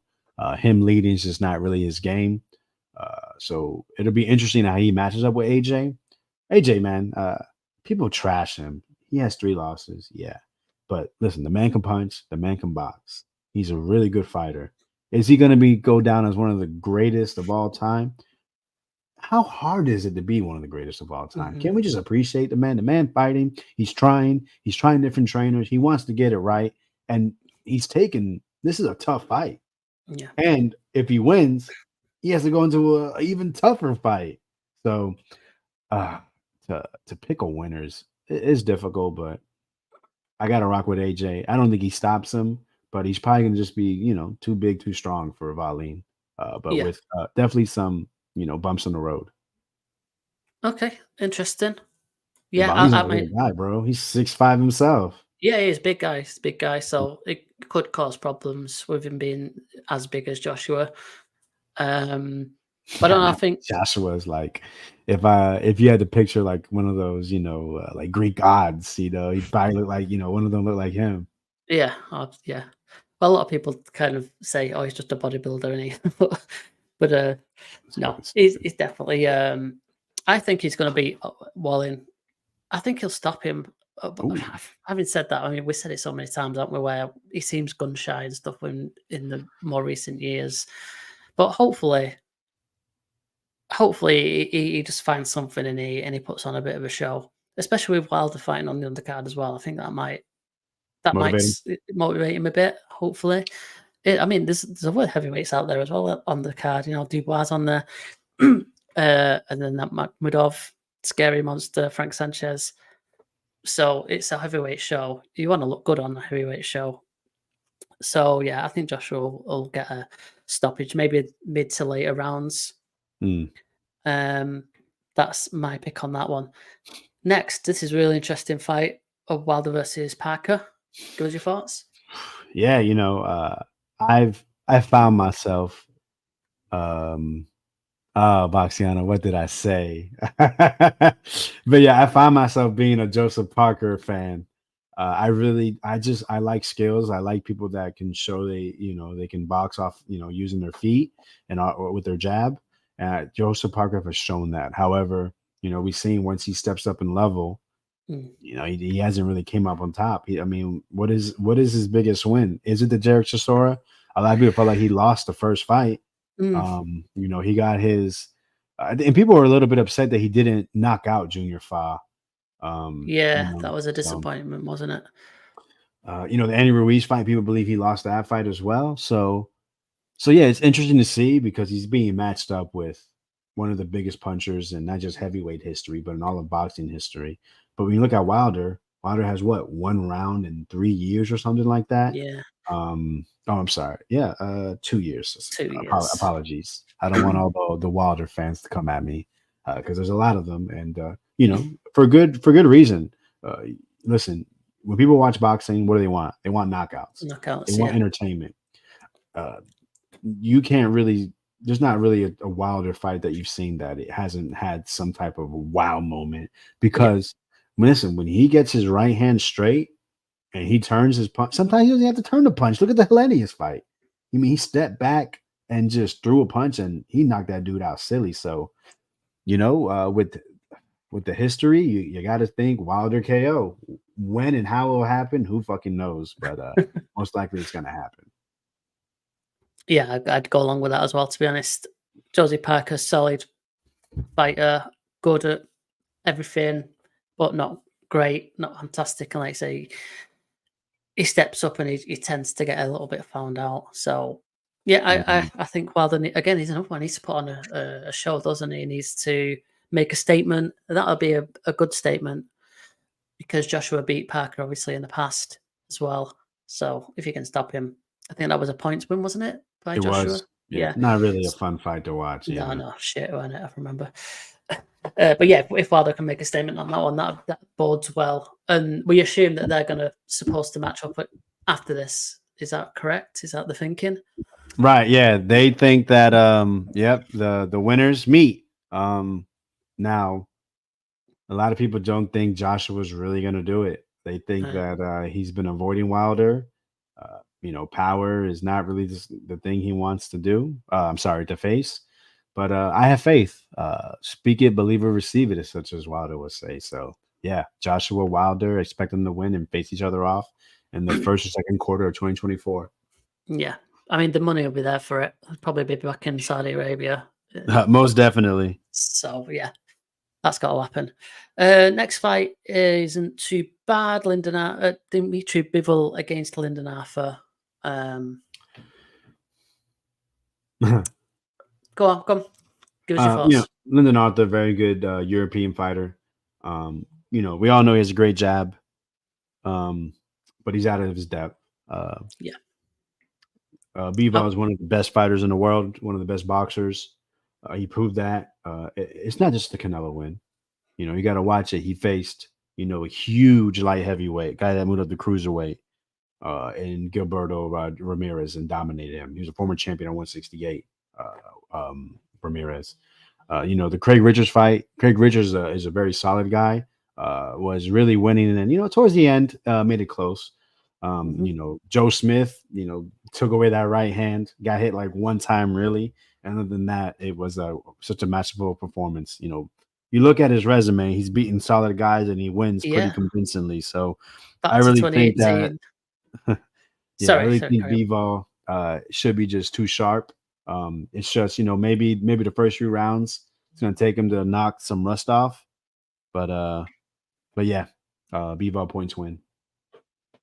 Yep, I go along with that. I was just looking back while you were talking there. I can't believe it's back in 2021.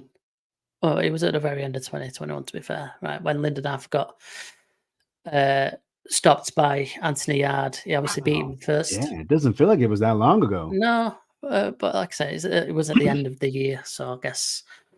But still, coming up 2 years. And he's had a few decent wins since then. More bounce back fights. There's no like major names on there. That last fight was tough. And it's kind of a quick turnaround for him, I believe. Yeah, start of September. Okay, not too bad. This one's interesting as well. Daniel Dubois versus Jarrell Miller. I think this is quite a risk. For Dubois. I mean, obviously, we're not seeing Jarrell Miller. He came back. Yeah. Last year. He's been on a small shows. Right. Yeah, the first fight it was on a WBA KO for drugs, which is hilarious. Then he fought actually a good friend of mine, James Payne, works for a promotional company out there in the Tennessee area. Dang, what are they called? Oh my God, I feel so bad not knowing the promotion's name. But they do a lot of shows over here in like the Southeast. They do a really good job. But yeah, he fought on that show. And then he went over to Dubai. What card was that? I remember Brandon Glayton fought on that card. But I think, Jarrell Miller and Lucas Brown was the main event. And what a sloppy, nasty fight that shit was. Okay. But man, Jarrell Miller is just he's just for lack of a better term, a massive man. Yeah, he's 6'4", 300 plus pounds. And he's facing Daniel Dubois, who we saw. Daniel Dubois can punch and knock out anybody. We've seen that in his last fight where he knocked out Usyk and was robbed of being, the unified champion. You disagree, huh? You don't think so? You don't think that was you thought that was properly called? I think it was low. I think it was low. But that's right. Jarrell Miller's the Dubai fight was on Pro Box here, which is a small, network or broadcaster. But anyways, I think Daniel Dubois is gonna get the W as long as he can take the onslaught. Jarrell Miller throws a lot of punches. Yeah, he always keeps coming forward as well, doesn't he? He's quite relentless in that, like a juggernaut, like. Yeah. But when you take drugs, you can do things that exactly. are not as normal. So the pace is still high, but not the same. When he gets fucking punched in the nose, we'll see exactly how it looks. So I want to go on record. I'm rolling with Triple D. Is that a pause or going on the list, Boxiana? All right, yeah. Give me the knockout, Dubois. Yeah. No, that's what I'd be hoping for. Obviously, we don't want drug cheats winning for a start. Mm-hmm. And obviously, Daniel Dubois. I've always liked Daniel Dubois. So yeah, hopefully I think that'll be an entertaining one. To be fair, whether it should be there or not, with Jerome Miller, but anyway, it is. So it is what it is. What a stack card! Holy shit! Yeah, man, Jesus, we've still got a bit to go. We're not rushing off anywhere. Jay Opetaia, think he's pretty much the proven number one. Is he at cruiserweight now these days? Basically, against Ellis Sorrow. Not that he's done enough. Really, it's just cruiserweight is a lot of uncertainty, I think, and he beat the number one guy, and then fights an undefeated guy and beats the shit out of him. So yeah, Johnson's Bradis. He beat Bradis, doesn't he? Yeah. So this fight's actually in jeopardy. The IBF says they are not approving this to be for the title, and they're saying he needs to fight the rematch with Bradis. Oh, okay.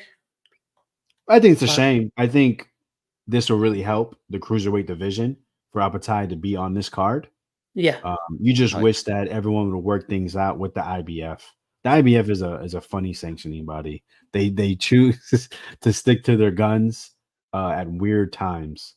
We've seen they're always they're really strict on their mandatories, but yet Errol only fought one mandatory within his 4 years of being champion, and then they go ahead and they strip Terrence Bud Crawford after he beats Errol Spence.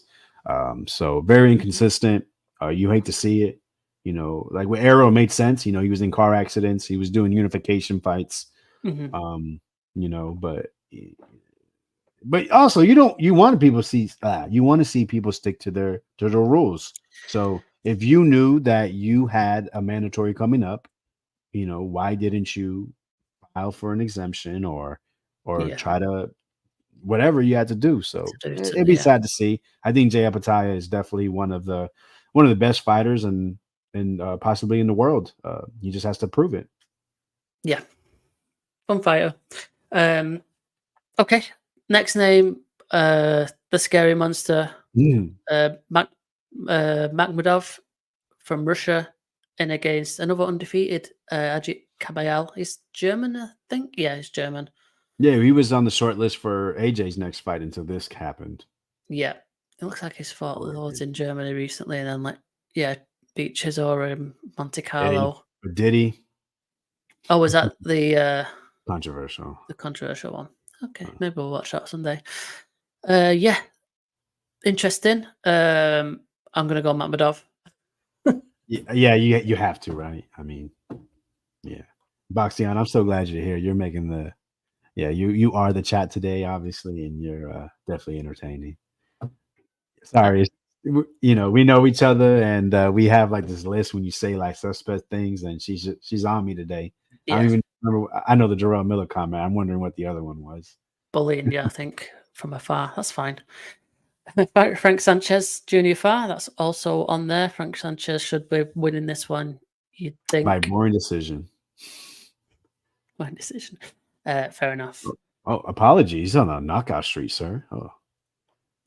Got 2 knockouts in a row. 2 in a... Oh, 3. Whoa. 3. So nailed on boring decision. And Foz coming, he was just knocked out in 1 by Lucas Brown. Who was? I forgot what card it was. Junior Foz. Oh, was he? Oh, he had a comeback. He's had a win since. Apologies again. Wow. Didn't Lucas Brown fight last night? I saw. Oh shit! Didn't he? Recently, something like that. Oh, today fights today. Oh, the 9th? No, yesterday. You're right. Yeah, I'm sure I saw him. Undefeated fighter. Yeah, can't remember if he got beaten or anyway. It doesn't matter. Not interesting. Last on there, Filip Pergovic. I mean, this is stats, isn't it? With names against Matt Demore. Some old ass dude from Australia. Yeah, he was in. Was it Tyson Fury? At some point. Oh, David Hay. David Hay. Yes, knocked him out in 1 round. And this is at heavyweight. Yeah, heavyweight. The Viking. So yeah, you know what? I said this is a stats card, but really looking at it, I reckon the odds will be quite stacked in the left-hand side column when we look through the betting odds on this one. Yeah, probably the most competitive fight is the Dubois versus Miller, right? Yeah, I'd say so. But then, honestly, AJ versus Wally is probably the second. So I think the odds will be quite wide on that. There's one way to find out. Yeah, you bring that up. Have a look. I actually, when there's quite a lot of fights like this, I do like having a look at the odds. I like to put it out on Twitter when it's just a card stacked with mismatches. Should I can't listen. I need to learn these fractions so I can. But yeah, Okay, you're right. so It's really not that close. so what is it, like 1 to 6 for AJ? Like 4-1. No, that'd be the other way around. 1 to 4. However you want to say it, man. You get No, you get listen. one you get No, £1 no, for every 4 that you put on, Yep. rather than you get 4 Yep. for every one. Mhm. So it's important the way round that you put it.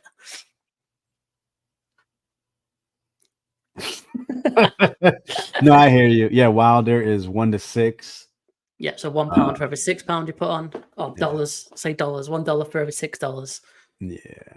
Bataya is 20. Yeah, 1 to 20, 1 to 25. So Miller, Dubois, 1 to 4, 1 to 5. yeah. So I'd say like 3-1 on the underdog side is where the cutoff Mhm. point between a close fight and a bit of a mismatch, basically. Yeah, I mean, but I just don't feel like. Yeah, I think those fights are a lot closer than those odds Okay. are telling. Well, you could make some money there. Oh no! I still have those guys winning. It's just Yeah. it's some You, scary you're moments. not going to make as much money then, I guess. Hey, parlay, baby. Yeah, I'm just having a quick look as well. Actually, now I've got it up on Odds Checker.